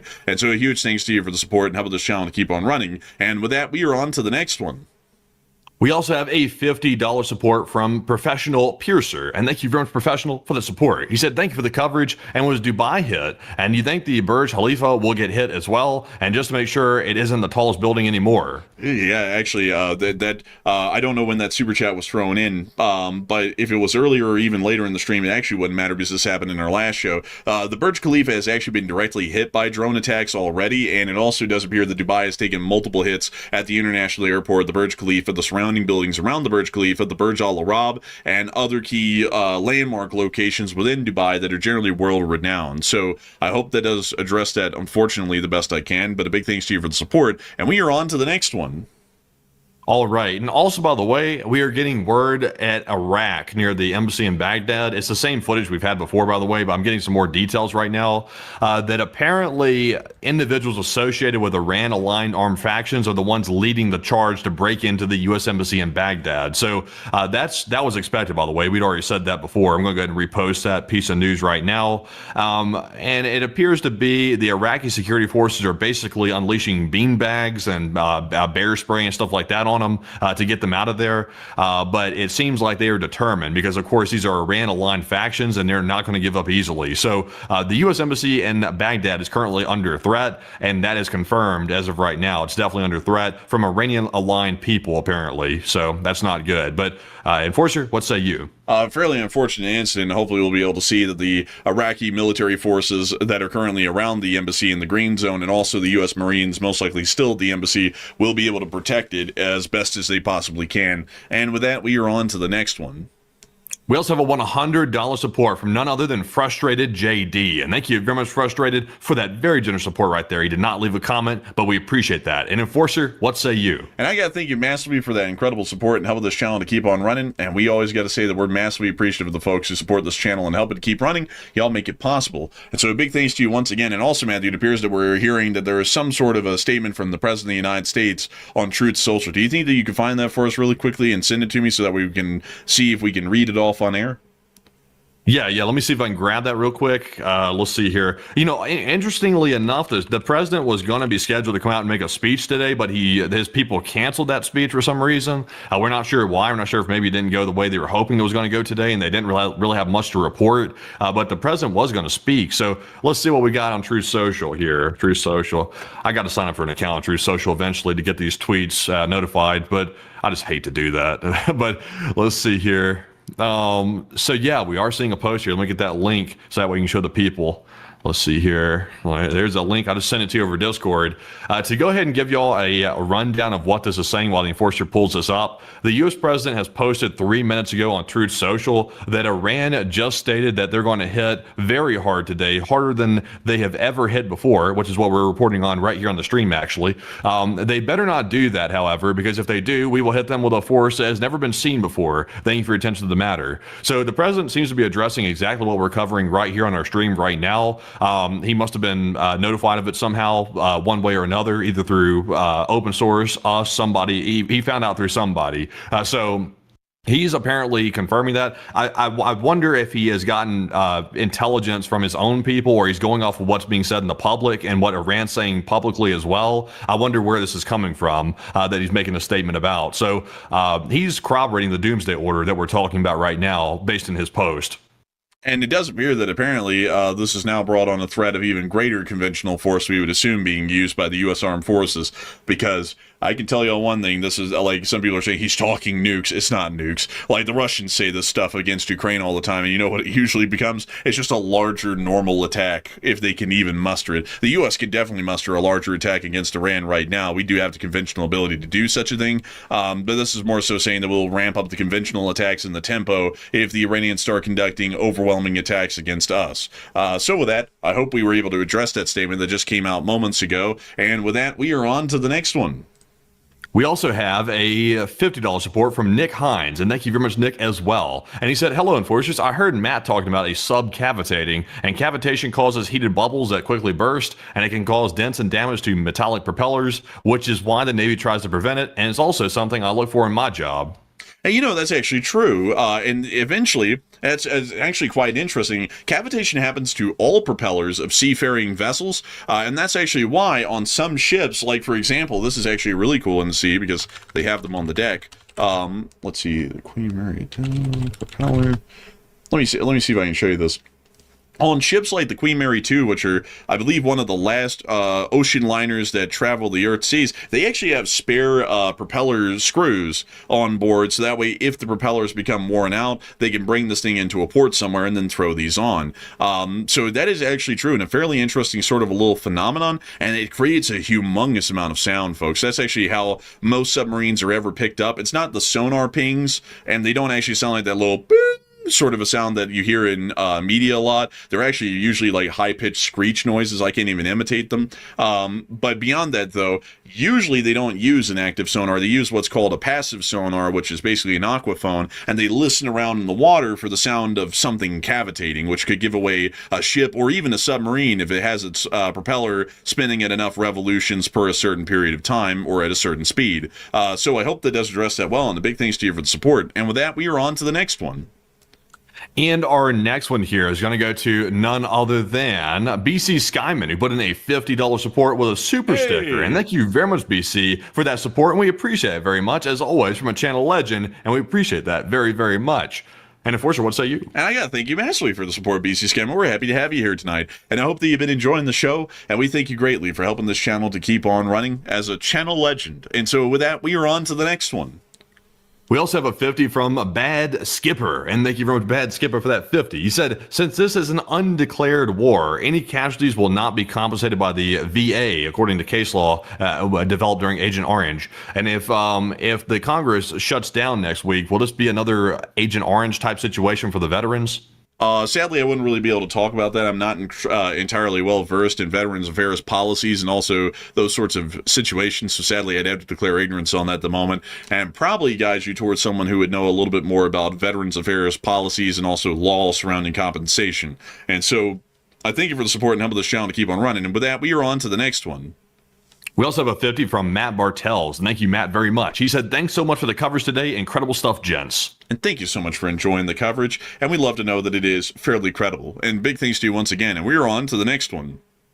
We also have a 50 from Frustrated JD yet again, and thank you, good sir, for that support. He said, thanks for the update, guys, and keep up the good work. And thank you so much for the support and helping this channel to keep on running, and we will keep up the good work. And before we move on to the next one, I got to say that this whole orb thing has taken on a life of its own in the chat, man. I don't know if you're seeing this right now, but there's like literally every single comments about the orb. It's been like that for like 20 minutes. Have you been noticing that? People love a good mystery, by the way. I love a good mystery, too, because part of it is it might be a real capability of the United States, and also part of it is kind of like psychological. Like the enemy might be seeing this possibly as well, and they might be thinking, what the hell are they doing? What are they deploying over our skies? I was like, we don't know either. It could be anything. It could be the orb of judgment. It could be your worst nightmare showing up, possibly. You never can tell. That's why Iran should be very careful about what they do, because you never can tell what will come out of the hangar. Honestly, I mean, like, I was even getting a blast out of this, folks. I've been keeping quiet on that for 20 minutes, but I think this is the funniest thing I've ever seen. The whole chat's just unify on this orb thing, and every once in a while I'll see someone being like, stop with the orb! And then after that, there's like 50 comments like, praise the orb, be the orb. And it's just the funniest thing, honestly. I'm getting a kick out of it. But anyways, with that, we are on. Matthew, we will have to, because eventually, folks, here in the future, we're probably going to get a merch store running for the channel again for like famous catchphrases and LSA merch and stuff like that. We are going to have to do something on the orb, Matthew, because I mean the orb is unreal with the cult following it has on this channel. Everybody knows the orb of judgment. I think a sapphire orb of judgment is such on your desk that costs like $9 million might be a good thing for the merch store. You know, I've never thought of that, but that is brilliant. That is brilliant. But anyways, with that, we're on to the next one. And our next one here is going to go to none other than Rainbird Broadcast, who puts in the 50. And thank you very much, Rainbird, as well. They said, thank you from Alaska. My wife and kid are in the theater in Israel, and you guys are keeping me informed about what's going on. And please keep it going. And thank you for keeping me and my nerves at ease. I thank you so much for the support, Rainbird, and we're happy to know that we're able to keep people's nerves at ease, trying to cover this news in about the calmest and most pragmatic way we can, and I hope that they do stay safe. Make sure that if you ever get them on the phone, make sure to tell them and constantly stress to them that remaining near to a bomb shelter or some sort of a significant shelter would be quite important for them and their safety at the moment, as that will generally protect them from most Iranian attacks, and hopefully we'll be able to see that the armed forces of the United States and Israel are able to defend the skies skies over that area and make sure that the civilians and the citizenry remain safe. And so a humongous thanks to you for the support all the way up there in Alaska. And we are on to the next one. We also have a $31 support from Julian and Kate. And thank you very much, Julian and Kate, for the support. They said, I had the... Yo, what going on? Are you ready for the United game today? It's in, what is it, like 2 hours nearly?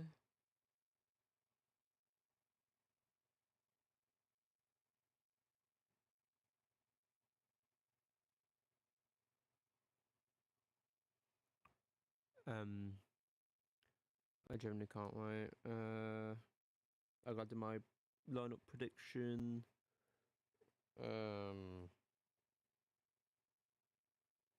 Yeah, I got to do my predictions.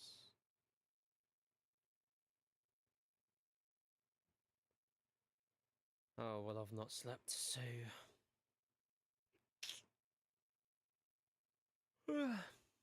yeah.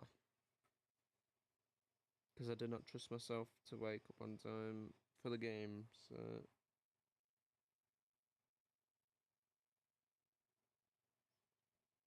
yeah.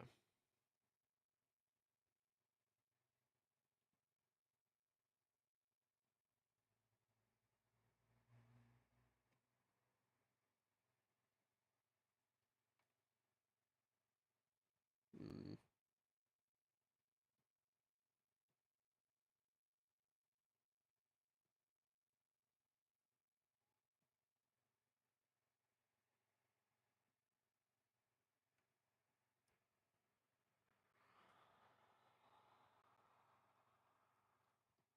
Harry Maguire.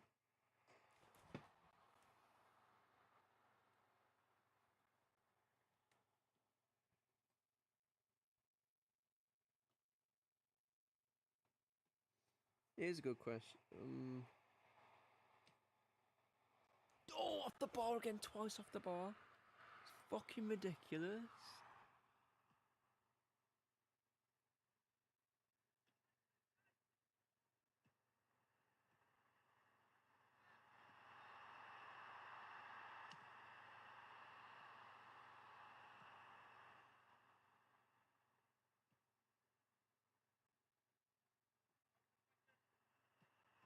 I swear.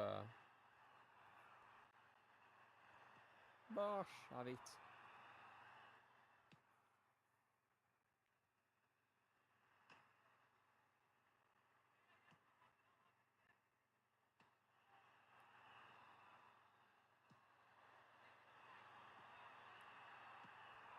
Clear it.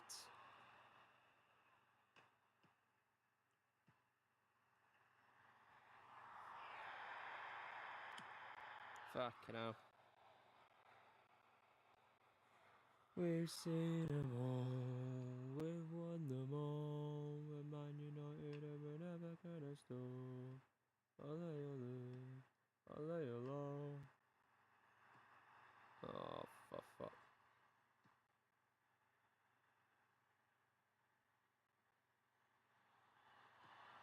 We've seen them all. Never, Man United are never gonna stop. Ronaldo. Ronaldo, Ronaldo. Sue.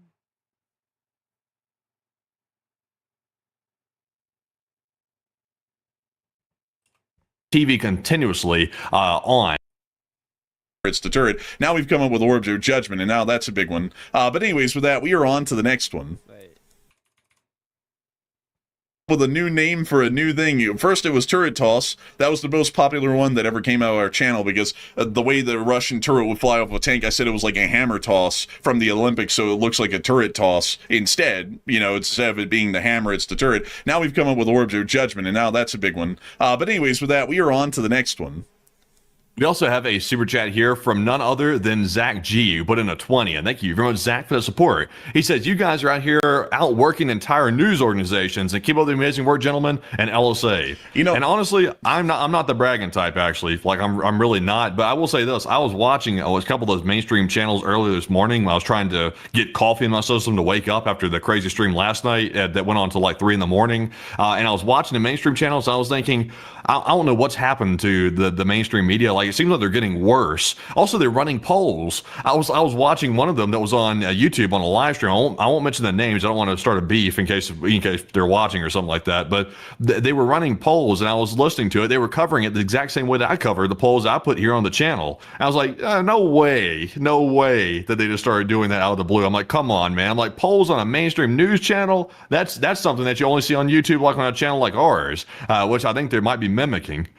Yeah, and I mean, it's I gotta say that the reason why we are out here outworking most news channels that are mainstream is because we aren't doing it for a paycheck. We do this for the love of the game. I mean, we love covering news. It truly is something that keeps us going and is a huge passion for both of us. We love talking about it. We love doing it. And while I do have to admit that I am quite exhausted because we've been basically going nonstop with only about 5 hours of sleep and maybe an hour break since 11 o'clock yesterday. So, about 6 hours off out of the whole time that this has been going on, but I do have to say that we're entirely honored to be able to do this, and that's why we are generally outworking some mainstream news organizations, is because we love to do this, and we are honored to know that we get to tell you all about it. And so with that, we are on to the next one. And our next one here goes to, excuse me, by the way, goodness, so I need to drink some water here in a second. This one goes to Kratos, who put in a 100 yet again, and a huge shout to you, Kratos, for that generous support yet again. And they said, the LSA is the best thing in decades. It's night and day compared to the mainstream media. You guys are awesome, and please DoorDash some food, LOL, and LSA. And thank you so much for the support and helping this channel to keep on running, because if it wasn't for folks like you, we wouldn't be able to keep the LSA alive and keep it going every day and give it a home. The LSA lives as an extension and a part of the Lee Spring Army and the Enforcer channel itself. And I got to say that we're always entirely honored and greatly appreciative to know that folks like you, Kratos, are going to be able to help this channel to keep on rolling, so that way we can ensure that the Lee Spring Army will never truly die. Over the course of 4 whole years of covering this news on the channel, the Lee Spring Army has only grown larger with every passing day and every passing week. And we're happy to know that today we've added about another 20,000 members to this amazing Lee Spring Army, which is becoming a force of reckoning, at least in the media space here in this country, and I would hope that it becomes a force of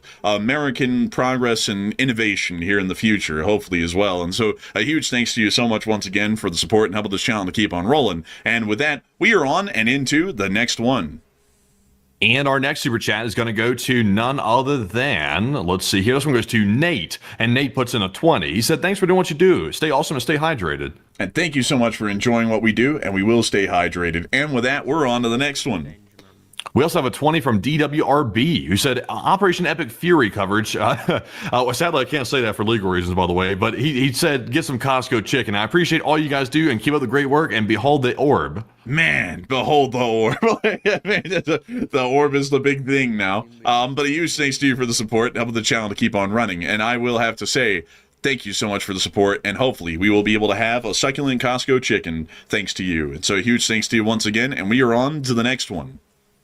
Also, by the way, you're starting to get tired, like mentally, like I am. When I have the Tel Aviv live stream up and several other live streams over here on the left. I currently have the Tel Aviv audio turned on right now. So apparently a car just drove by the camera. I just almost jumped out of my seat and almost dove. I thought I heard the thing coming up behind me. I was like, there's a car about to hit me from behind. My brain is it's starting to go. I'm getting delusional out here. But anyways, though, moving on to our next one while I can try to contain the delusion. This one goes to Halifa Al-Bludshi, I think you say. I'm probably mispronouncing your name, by the way. I'm sorry for butchering it. But they put in a 185 dirham. Is that a dirham? Yes, I believe that would be the currency of the United Arab Emirates.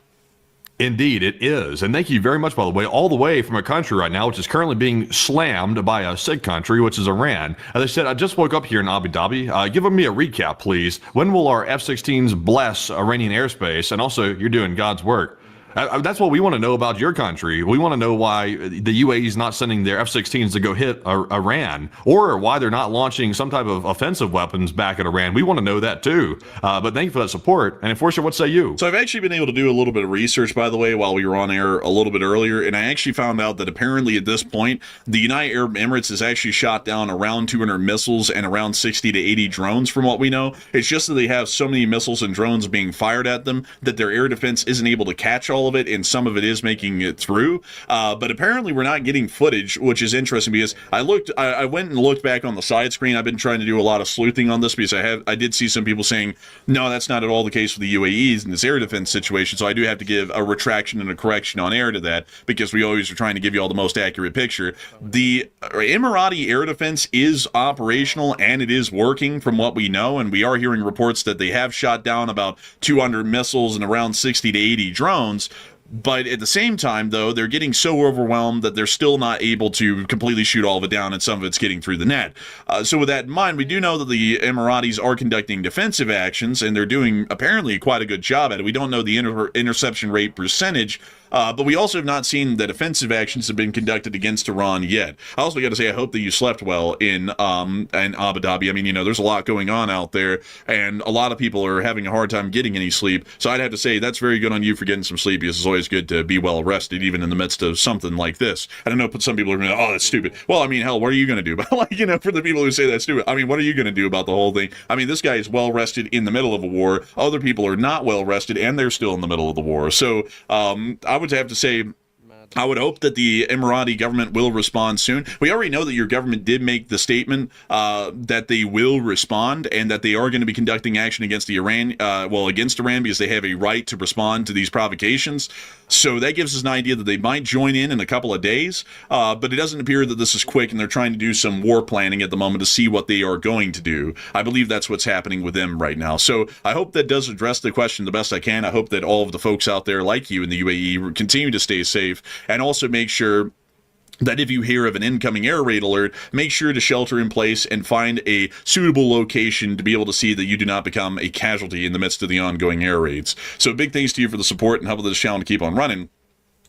And I hope that does address that well. And with that, we are on to the next one.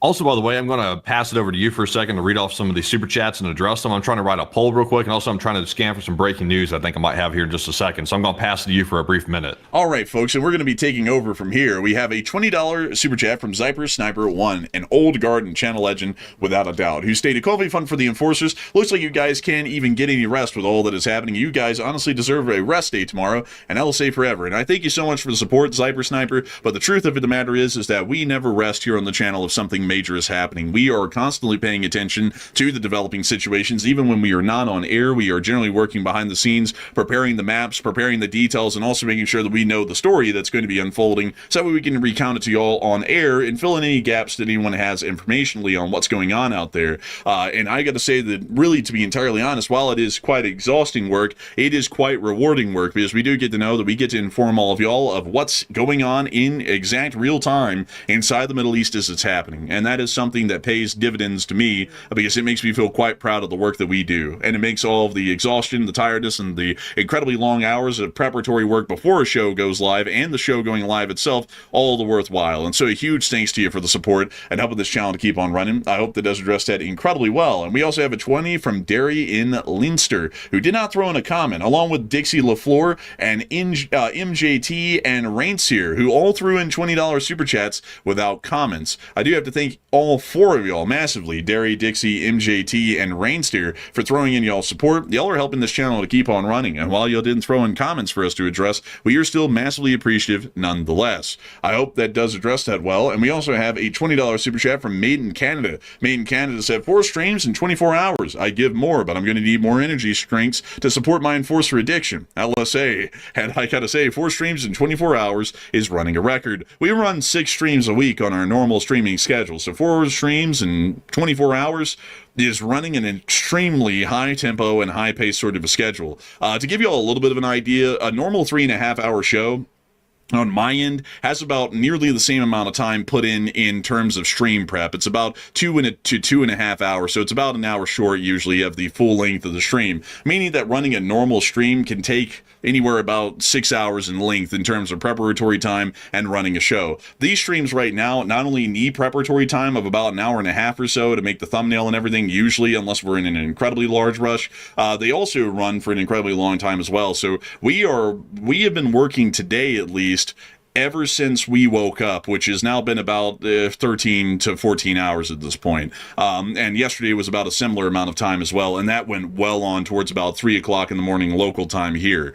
So I do have to thank you massively for the support and helping this channel to keep on running, because you're helping us to be able to get our caffeine, to be able to keep this thing running and going all day, every day. And so a huge thanks to you so much once again. I hope that does address that incredibly well. And we also have a 20 from Royal Chiefs. And Royal Chiefs said, coffee, Costco chicken, and snacks. Appreciate all the hours of news, and long live the Lee Spring Army. And thank you so much for appreciating the news, and long live the Lee Spring Army to you as well. We also got a 20 from Ed. Ed said, LSA and Irish Ed here. Damn, Andrew and Matt, you guys are news machines. I was a few hours behind on live streams, just got done watching the last one, then I saw a new one. I'm still an hour behind, and God bless the USA. And I gotta say, I thank you so much for the support, and we are giving y'all unlimited Enforcer content these days. If y'all ever wanted more Enforcer news, y'all are kidding it. I mean, like, that's without a doubt. And I gotta thank you so much for the incredible support, and of course, God bless the United States of America, and long live the Republic. And so a massive thanks to you once again. And also, by the way, jumping back in here for a second, a big shout out to that mom who put in a $50 support as well. And thank you very much to that mom for supporting the channel. And she said, you boys have been working overtime this week, and I hope you're still getting rest and staying hydrated. And don't forget to call your family. And thank you so much for the support. And we are making sure to stay hydrated and well rested. And we are, of course, working incredibly hard around the clock to make the news possible. So a humongous thanks to you once again for that support and helping this channel to keep on running. And with that, we are on to the next one. Also, a lot of people say, and we were just very blessed with genetics to get voices like these. So a big thanks to you once again. And with that, we are on to the next one.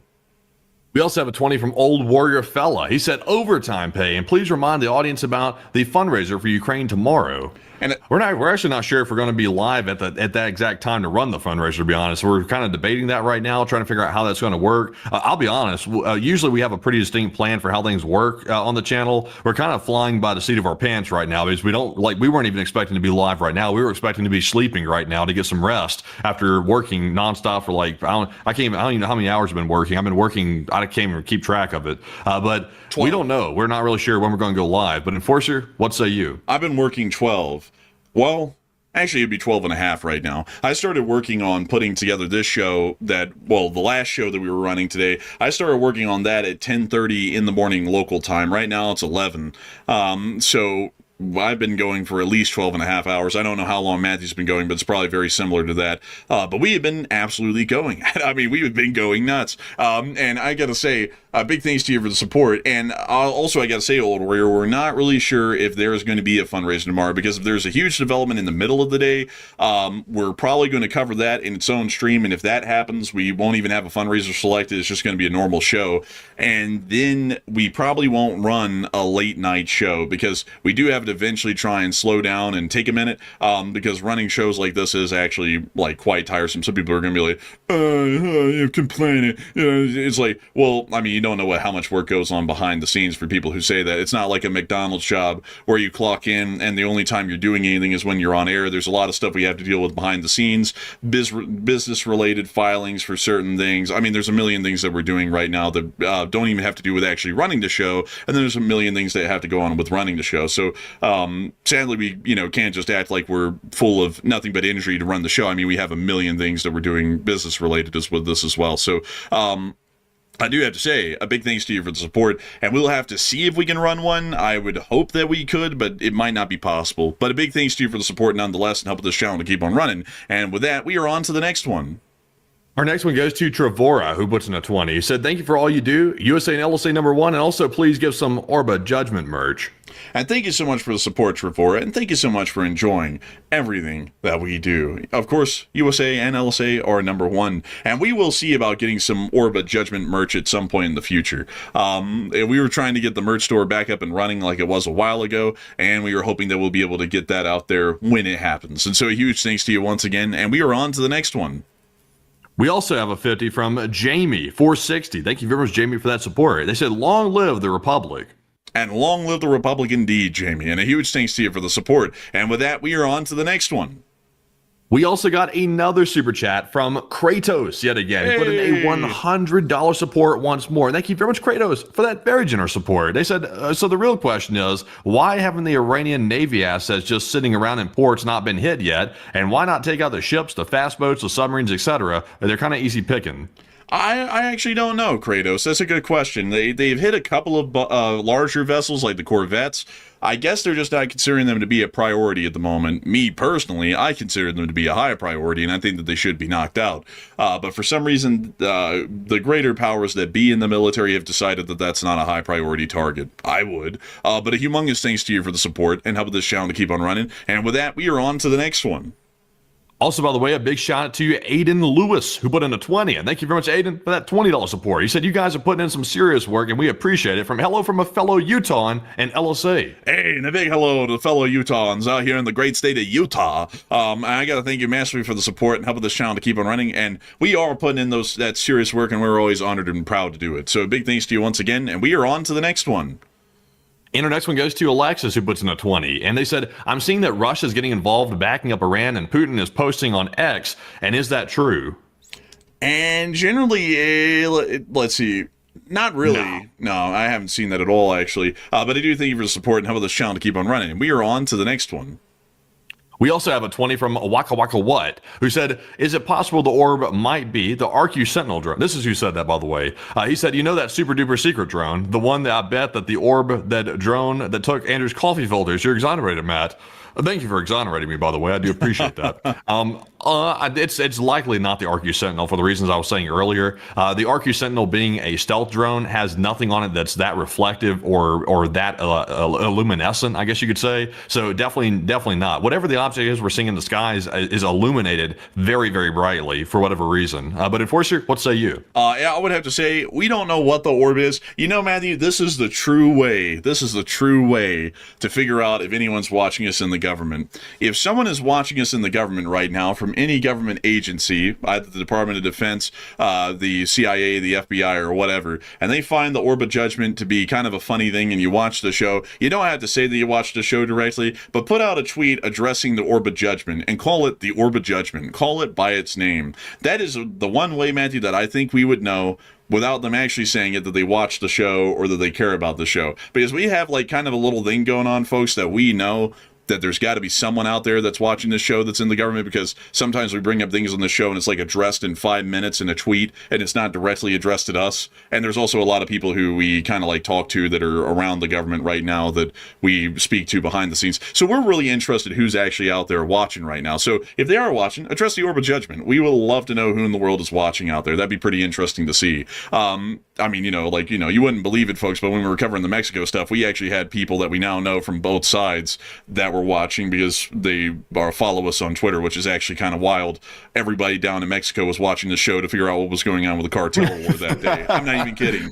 And there were cartel. I'm not sure of the proper term, by the way. I think it's soldier, by the way. I think the cartel soldiers, I guess you could say. They were apparently watching our show and literally watching their own guys fighting from the show right here. So while everybody else in America was watching as they were curious about what was happening in Mexico, the people that were actually fighting down there were apparently watching as well, or at least they were looking at our Twitter, one or the other. So we don't know who these people are, but they're watching apparently from the sounds of it. Yeah, I mean, even people from the Mexican government and stuff were down there watching, like not the higher up ones. It was apparently like people that were more so kind of like on the ground having to do stuff. Yeah, stuff like that. It was really wild. I mean, it was crazy. I mean, like, literally everybody went to our show to figure out what was going on in their own country. And I got to say it, like, actually, that's kind of crazy to think that everybody came here to listen to what was happening down there. And they kind of still do a little bit, but we don't cover it as much as we should because, we have a million things going on in the world right now. But anyways, with that, we are on to the next one.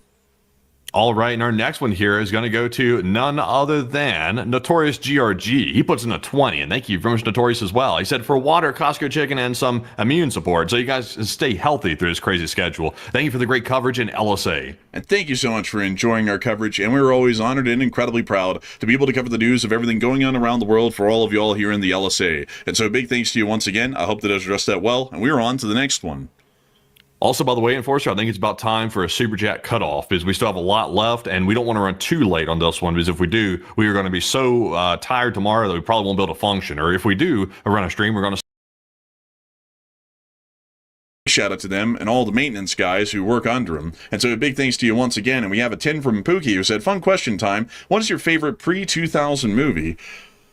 Oh, dang, that's the kind of question that I'm not expecting right now. My mind is completely grinding gears on the whole situation in the Middle East. I actually don't know how to even answer that question at the moment right now, but I do thank you for support nonetheless, and help with the channel to keep on rolling. And we also have a 10 from G.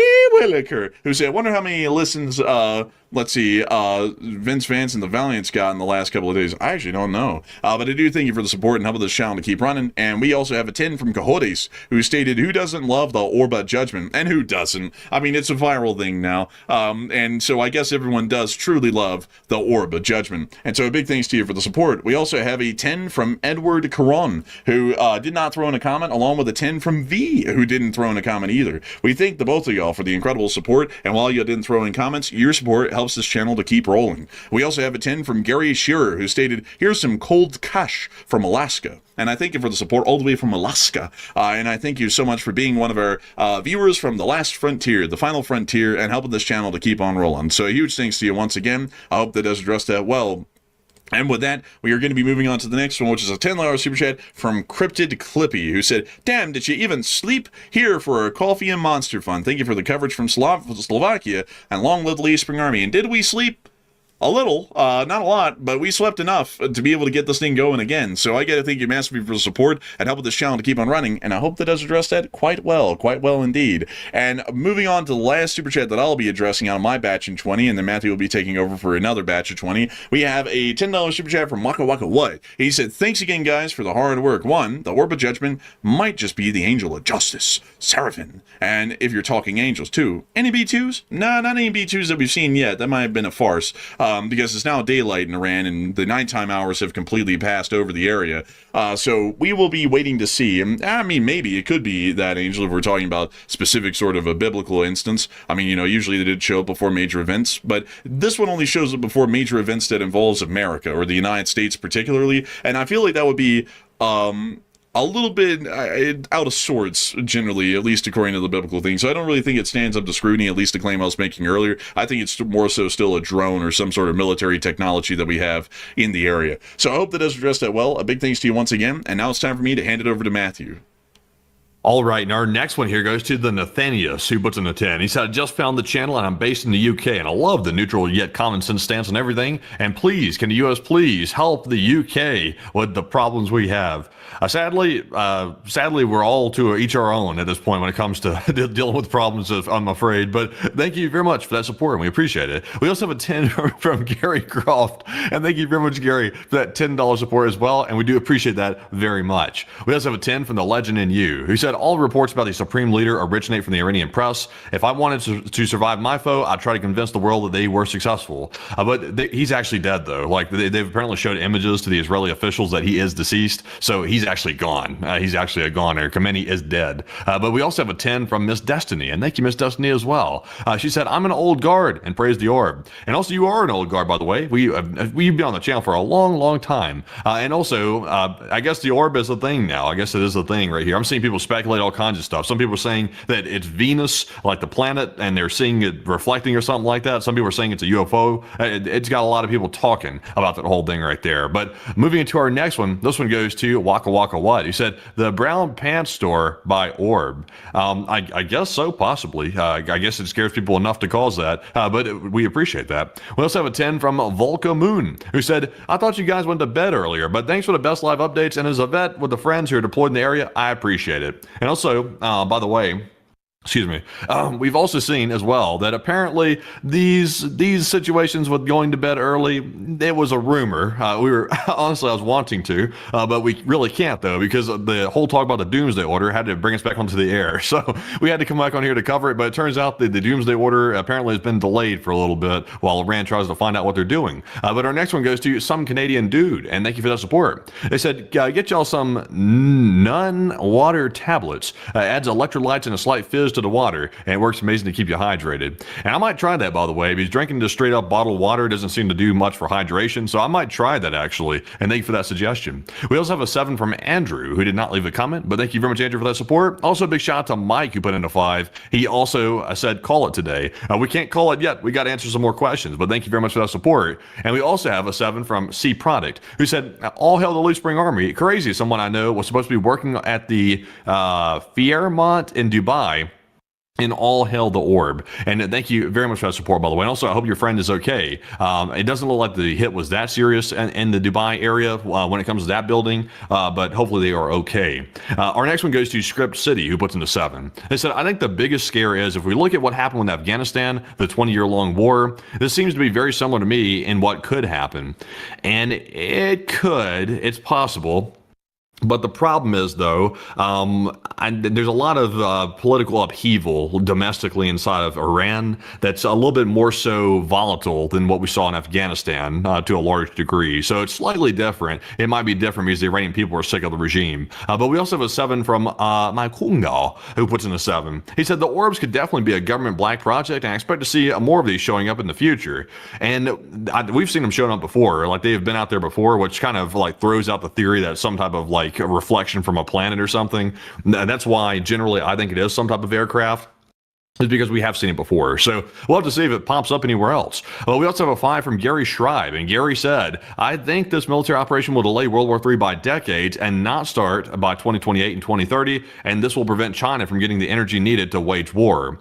I don't know. I feel like this might accelerate it, actually, because our enemies are losing allies. They just lost Syria. They just lost, they're about to lose Iran, and they're losing people by quite big margins, actually. So I think it might accelerate the whole war situation personally, but we'll have to wait and see. But our next one goes to Broseph, who puts on a 5. He said, I appreciate the amazing coverage and killing it with the 4 streams in 24 hours. And thank you guys, LSA. And thank you for the kind words as well, Broseph, for that support.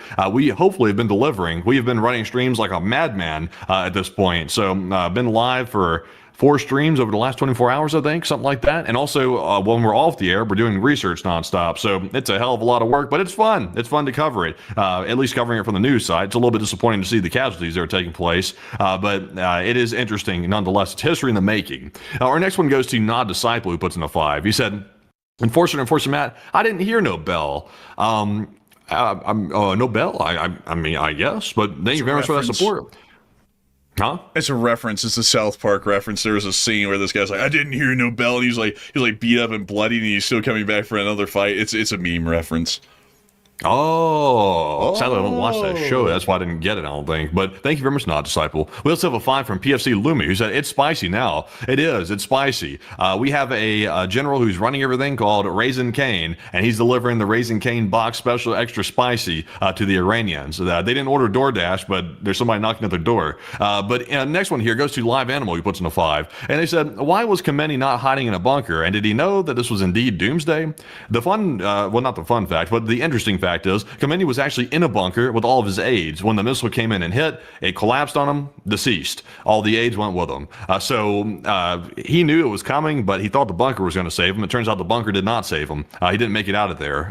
We also have a 5 from Hoodoo, Texas, who said, whoever controls the water taps controls Iran. And for the last year, Iran has been under an emergency water shortage. And I'm generally, possibly so. I don't know what the Iranians have been doing to substitute for the water problem they've been having. They've been having the water problem for some time, and they really haven't been saying much about it. And not really, they really can't say much about it anyway. When the Ayatollah was in charge, he'd wiped them out for saying something about it. So maybe, possibly so. We also have a 5 from It's Greasy, who said, is Canada under threat alongside America?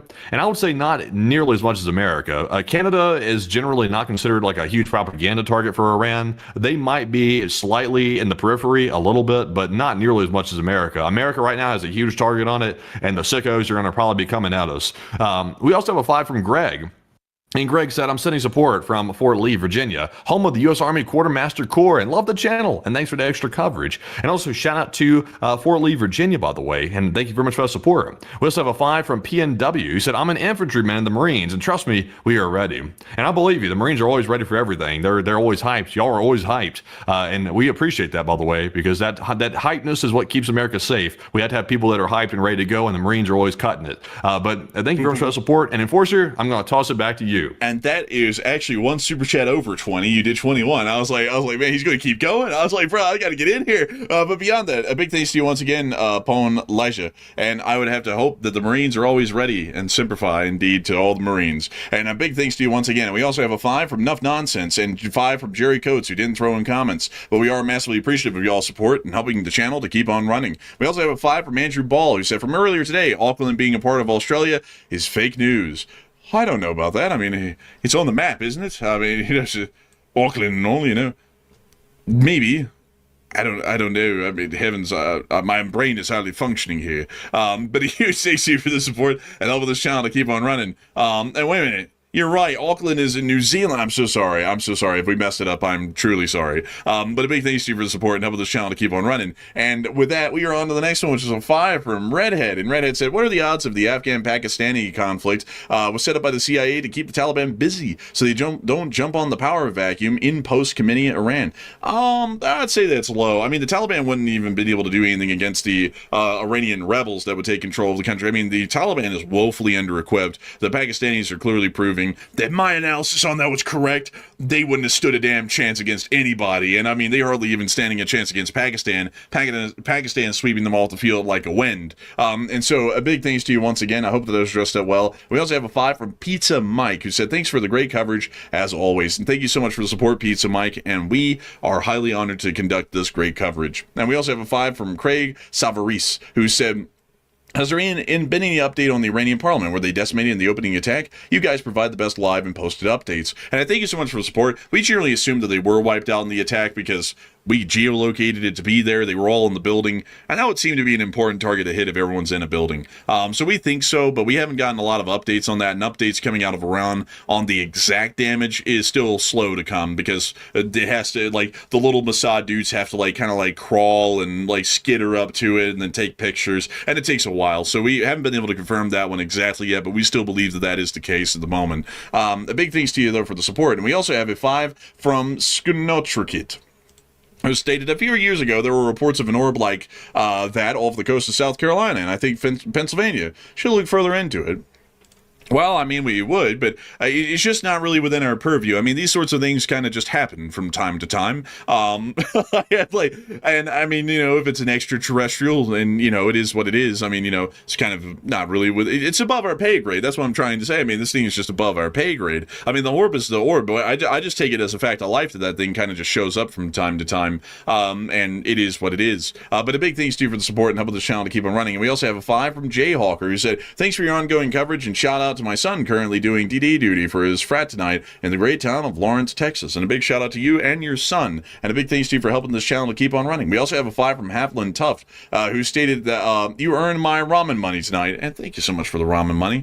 We greatly appreciate it. And ramen is good. It's delicious. And a big thanks to you once again. And we also have a 5 from Asta, who said, I commend y'all for continued coverage tonight. And here's a contribution to the coffee fund. And thank you so much for the support. And thank you for helping this coffee fund to keep rolling so that way we can have another drink of a delicious cup of coffee. I've had about 3. And so big thanks to you for support. And we also have a 5 from Ray Panate, who threw in a super chat without a comment. We also have a 5 from Dakota, who said, the Orb of Judgment is the god of war. The U.S. has to keep offerings to him. I mean, that's actually a really interesting analysis there. Maybe it is. Maybe it's so. But a big thanks to you for the support. We also have a 5 from ASCII Walker, who said, Enforcer Matt is the Rick Astley of War Vlogs. Voice don't match the face. Ha ha. Well, hey, what the hell's your problem? I'm just kidding with you. I mean, I gotta say, that's very high praise, though, to say that he's Rick Astley. Never gonna give you up. The singer. I didn't know who they were talking about there for a minute. I was like, Rick Astley. I was like, who the hell is this? I remember him now, by the way. I knew who that was. I just didn't register at first. People about to roast me over that. Like, who don't know who that is? No, I know who that is. It just didn't register at first. we're tired. But also we have a 5 from Rush who said, what do you guys think of interceptors running low allegedly, and how bad could it be if the regions run too low? I have a feeling that that's probably not the case, because we have pretty decent intelligence on how many missiles Iran can produce, and we would have brought in enough defense interceptors, or we'd have enough in reserve in the United States that we could fly them in and generally resupply and rearm them in the proper amount of time and be able to see that our forces are well protected, because that would be a oversight that would end in infamy for whoever is the president right now, because they didn't consider that into their war planning. If they're saying that this war is going on for weeks and they only expect for the U.S. Armed Forces to be covered air-wise for the first few opening days, literally just within 24 hours they're saying that they're out, that seems to me to be probably just people who are kind of like fear-mongering a little bit, because there was this guy out there who talks about shoving hummus up your rectum, who said that Iran, according to one of his good friends that he trusts and believes, which very ill-advised to believe something like this, but he said Iran could easily destroy both of the carriers that we have in the Middle East. Have they been destroyed yet? No. Have they even been attempted to be destroyed? No.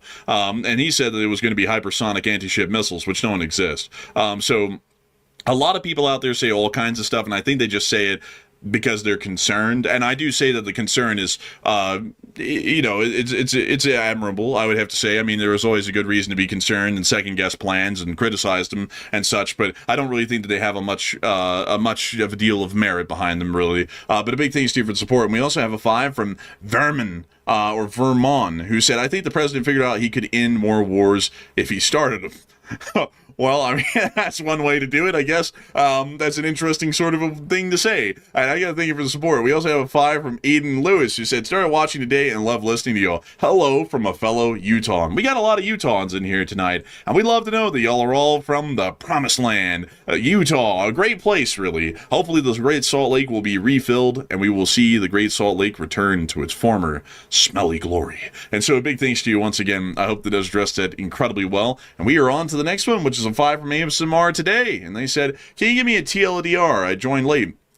Also, we need HP bars on each country. I mean, that's an interesting idea. But generally, what we've seen, TLDR, Israel and the United States attacked Iran. The Iranians crashed out and blew up is trying to blow up everyone in the region. And so we're hitting them even harder now. And now they're saying that they're going to unleash the doomsday attack, which is going to wipe everyone out. But they did it, and it was kind of mid. So that's kind of the TLDR. So big thanks to you for the support and helping this channel to keep on running. And we also have a 5 from Shed Stories, who said, as far as I know, the Burj Khalifa has not been hit. Can I find the video on your guys' X account? Support from a fellow Utahn. And hello to a fellow Utahn. We had a current Utahn, and actually a fellow Utahn, and then a fellow Utahn right there, not a former one. And you can actually see that on our X account. We do have the Burj Khalifa getting hit on film on our X account, which is right here, and you can find that in the link in the description below. And moving on from that, oh no, Matthew, you've deleted them all. I don't know how many super chats I was in on. I mean, I was hoping I was getting close to my 20 there. But beyond that, just call it quits after like 2 or 3 more. Say what? Dude, you just moved them all. I'm getting whiplash over here mentally. I looked, and then all of them were gone before the one I was reading, and now all of them disappeared from the spreadsheet where they were, and I had to scroll up to find them again. This is very, very confusing for me, but I did sort it out. We also have a 5 from the Ferret, who said, sonar attack here. Active ping sounds dependent on frequency. LF sounds like music. Passive sonar detects noise frequency. Cavitation matters little. And thank you for sharing that, Ferret, actually. I thought that the cavitation mattered a great deal. That's what I had always been told.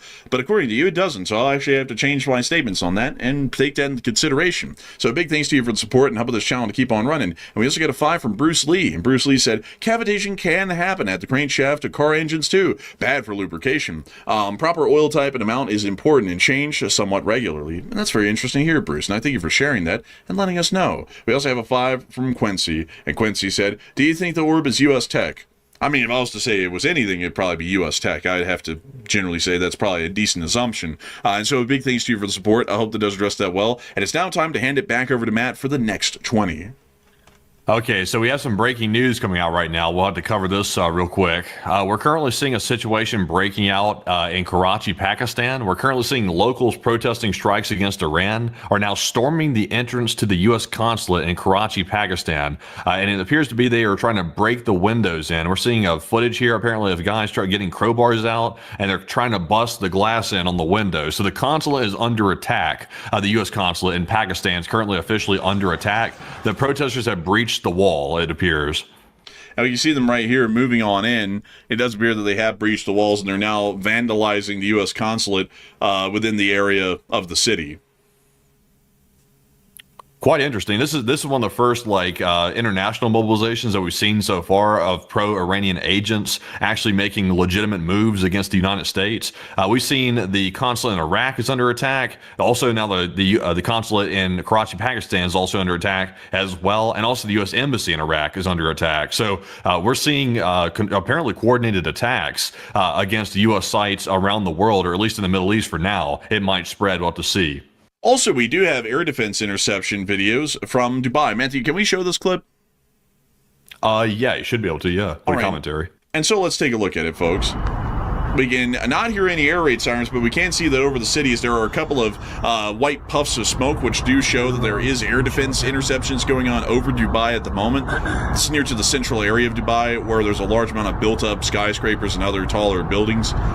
And this is once again showing us that there is Emirati air defense in action. It just appears that so far, the reason why we've seen so many impacts within the UAE is because the Iranians are still overwhelming Emirati air defense, no matter how hard it is working. We see them once again panning around and looking at the puff of smoke in the sky. One of the proofs of air defense activity over Dubai. But with that, we are going to be moving on and into the next one. Actually, we're getting you into your business right here of answering them. Yes, so our next one goes to Ramp Rat Off-Road, who puts in a 5. He said, the orb is great, but not as funny as a Leaf Spring Convo. And I'll be honest, the orb took off. I had no idea that was going to happen. The orb is still being talked about. In fact, the entire chat is full of orb talk right now. Nobody can quit talking about that thing. That thing's going crazy. So thank you very much for that support. We also have a 5 from Tag Very. He said, all hail the orb of judgment. See what I'm talking about right here? Look at that. Thank you very much, Tag Very, for that support. Also, Clinto's jumping in as well in this whole situation. He put in a 5. He said, the orb, some music, electronic music, they understand. Maybe they understand, possibly so. Maybe. We'll have to see. We also have a 5 from ND, who said, American here in Doha. Missile interceptions directly over the Pearl area about 20 minutes ago. Larger and louder explosions than the previous day. And yes, Doha has been hit. And also, stay safe over there, by the way, as it looks like there's some impacts that we're seeing as well. So stay safe, and thank you for that support. We also have a 5 from God is My Hero, who said, any update on the political power struggle inside of Iran? Right now, we do not know about the political power struggle. We've heard that the council in Iran is going to be convening soon, so that might be the start of trouble when they convene. We'll have to see. Now, the first sign of trouble will be if they convene that council and then all of a sudden there's people showing up and causing hell. That's going to be the first sign of trouble that we'll be seeing there. But also, we have a $5 support from Daniel Hamet. And he said, I work third shift and I appreciate the last 24 hours. It's been great. And your show blows away the 3-letter news networks and LSA. And thank you very much for the kind words, by the way. We do appreciate that very, very much. And thank you once again for that support. Also, by the way, Enforcer, are we actually trending on Twitter, or is the Orb of Judgment trending? I actually typed in the orb of, and then it said Judgment Iran behind. I'm not even kidding. Like, it's actually a legitimate, like, here, I'll show you. There it is. Orb of Judgment Iran. What's it say if you click it? Right there. I mean, it's literally talking about the orb of, I mean, no joke, folks. This is becoming a trending search result on Google right now. That's crazy work. That's crazy right there, honestly. The Orb of Judgment's the reason why we got put on Reddit. That's crazy. But crazy. Anyways. I mean, nuts. Moving on to our next one here. This one goes to Bob Lara, who puts in a 5, and also that Texan who put in a 5 as well. And thank you both, Bob and that Texan, for that support.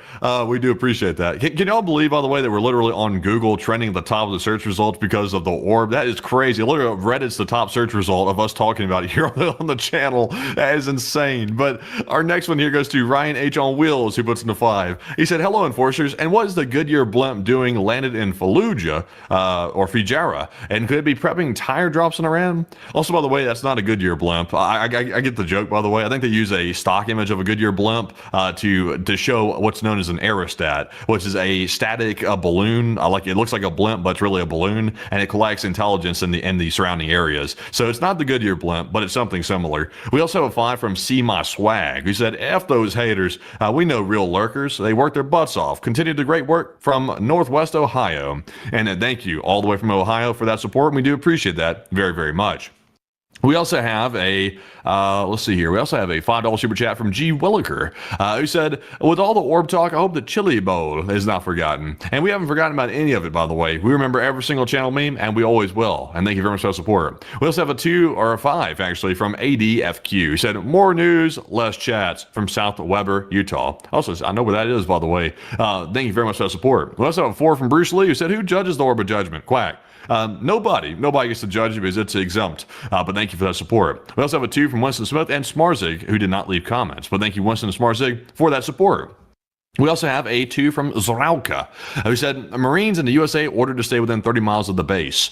I have not been able to confirm that, by the way, so I'm not sure. I wouldn't be surprised, but I haven't confirmed it, so we'll have to wait and see. We also have a 2 from Kenneth, who said, I appreciate the coverage, and thank you, Kenneth, as well, for that support. We also have a 2 from Talon. He said, do we know the status of the Iranian Navy? And we kind of do. We did see one vessel in the Iranian port was on fire, apparently destroyed by U.S. forces. We saw one of those in Bandar Abbas, but that's pretty much the only one we've seen so far. So I'm not entirely sure why they're not striking the Iranian Navy too much. We'll have to wait and see. We also have a 2 from Anthony, who said, still waiting on Khamenei's speech. And I think he'll be waiting a while, actually, for that speech right there. I think it's never going to happen, unless you're talking about the one talking about the BB and the nuclear shit. You might be able to get that one. We also have a 2 from Wyatt Logan, who said, the final boss in this war is Chris's mom. And it could be. You never can tell. You never can tell with this type of things. We also have a 2 from Swole, who said, Israel stole nukes from America. And I don't think they stole them. I don't think it works like that. But thank you for that support. We also have a 2 from Plazoth, who did not leave a comment. And thank you, Plazoth, as well, for that support. Also, by the way, let me get a little sip of water real quick, because I'm sitting over here basically choking. Give me just a second. There's going to be a moment here of awkward silence. If unfortunately, if you'd like to fill it, I'm going to take a little sip. It's the final countdown. There. Oh, there we go. I mean, he's done. It's so quick, actually. Just a little wetting of the whistle, a little bit of aqua, a little sip, a little tad of a swig of that water. Very good stuff right there. Also, we have a 2 from Check Your Wife Free, who said Raider and Orc Orbiter is en route. 10 minutes remaining. I don't know what that is, but I don't think anything's on route right now, at least. But thank you for that support. We also have a 2 from the Buckeye History Guy, who did not leave a comment. Thank you very much for the support. We also have a 2 from Lexus, who said, did you see that recent Putin post? And he has not made a post, as far as I'm aware, unless it's something I haven't seen yet. We also have a 2 from Leighton, who said, Israel's going to have some bad karma for this one. I doubt it. I doubt it personally. I think they will have good karma for this, because they're helping the Iranians rid themselves of a major problem and helping the West rid themselves of a major problem too. So I have a feeling they'll have good times after this. We also have a 2 from Bruce Lee. He said, for the rights to use of live cams fun and quack. Also, by the way, thank you for that support. Sadly, the live cameras cost too much. Those things are crazy. If we did that, it'd probably wipe out pretty much any money we're making on the channel. That's how expensive they are. So we've looked into them, but we just can't justify the cost. Good on the channels out there paying for that, by the way, because they got some crazy overhead. We also have a 2 from Evil Kill Switch, who said the Orb of Judgment is ever watching, and they say that. We're not totally sure if it is though, but it's out there. We also have a 2 from Greg Stevens, who said thanks for that top-notch news, and thank you for the top-notch support. We also have a 2 from Dang It Bobby, who said, is this a nuclear situation? Oh my god. Yeah, I can't repeat that one. Yeah. I can't repeat that. Interesting joke, by the way, but I would say it's not a nuclear situation. We don't have to be worried about it, and thankfully it will never be a nuclear situation, because that's why that Iran's currently getting hit is over that whole situation. So it should be a done and done deal after this is over with, if everything goes to plan. So with that, folks, that is actually our last sewer chat to address. So I'm going to throw it back to the enforcer and let him take it from here. All right, folks. And we're actually going to be, by the way, folks, I'm trying to span this in the chat as much as I can. We are currently in a super chat cutoff. I do thank you all so much for the support, but sadly, we had to make it to where we only addressed the super chats that we had received. But we do thank everyone massively for the support. Even if we cannot address it, we thank y'all incredibly and wish that we could. But we actually do have to get to rounding this thing out, folks, because this stream has now been going on for 3.5 hours, and this is on top of another stream that we ran just earlier that had been running for 5 hours and 54 minutes, so 6 hours. So at this point, we have run, let's see, 9.5 hours of show.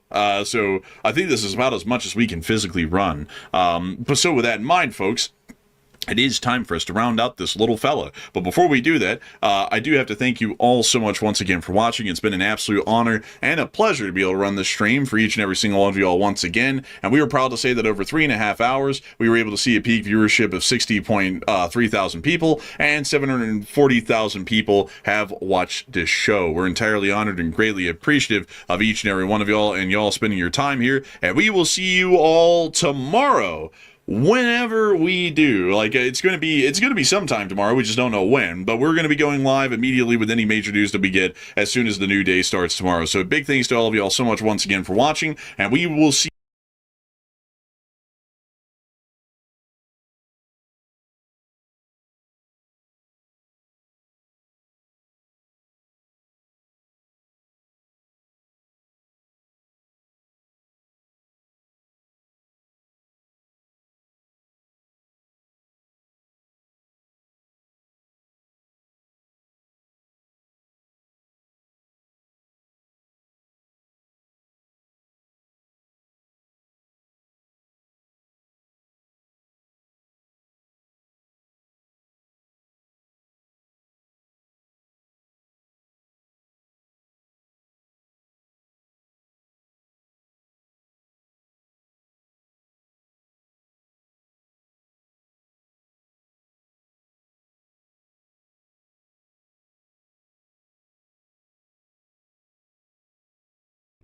Okay. So, starting 11 is Le Mans, Luke Shaw, Yaro, Lenny Yaro, Dallo, Maguire, Casemiro, Mainu. No, Ahmad. Then we're playing Cunha, Bruno, Mbermo, and Sheshko. I thought it would be Sheshko. And I was going to put Mbermo.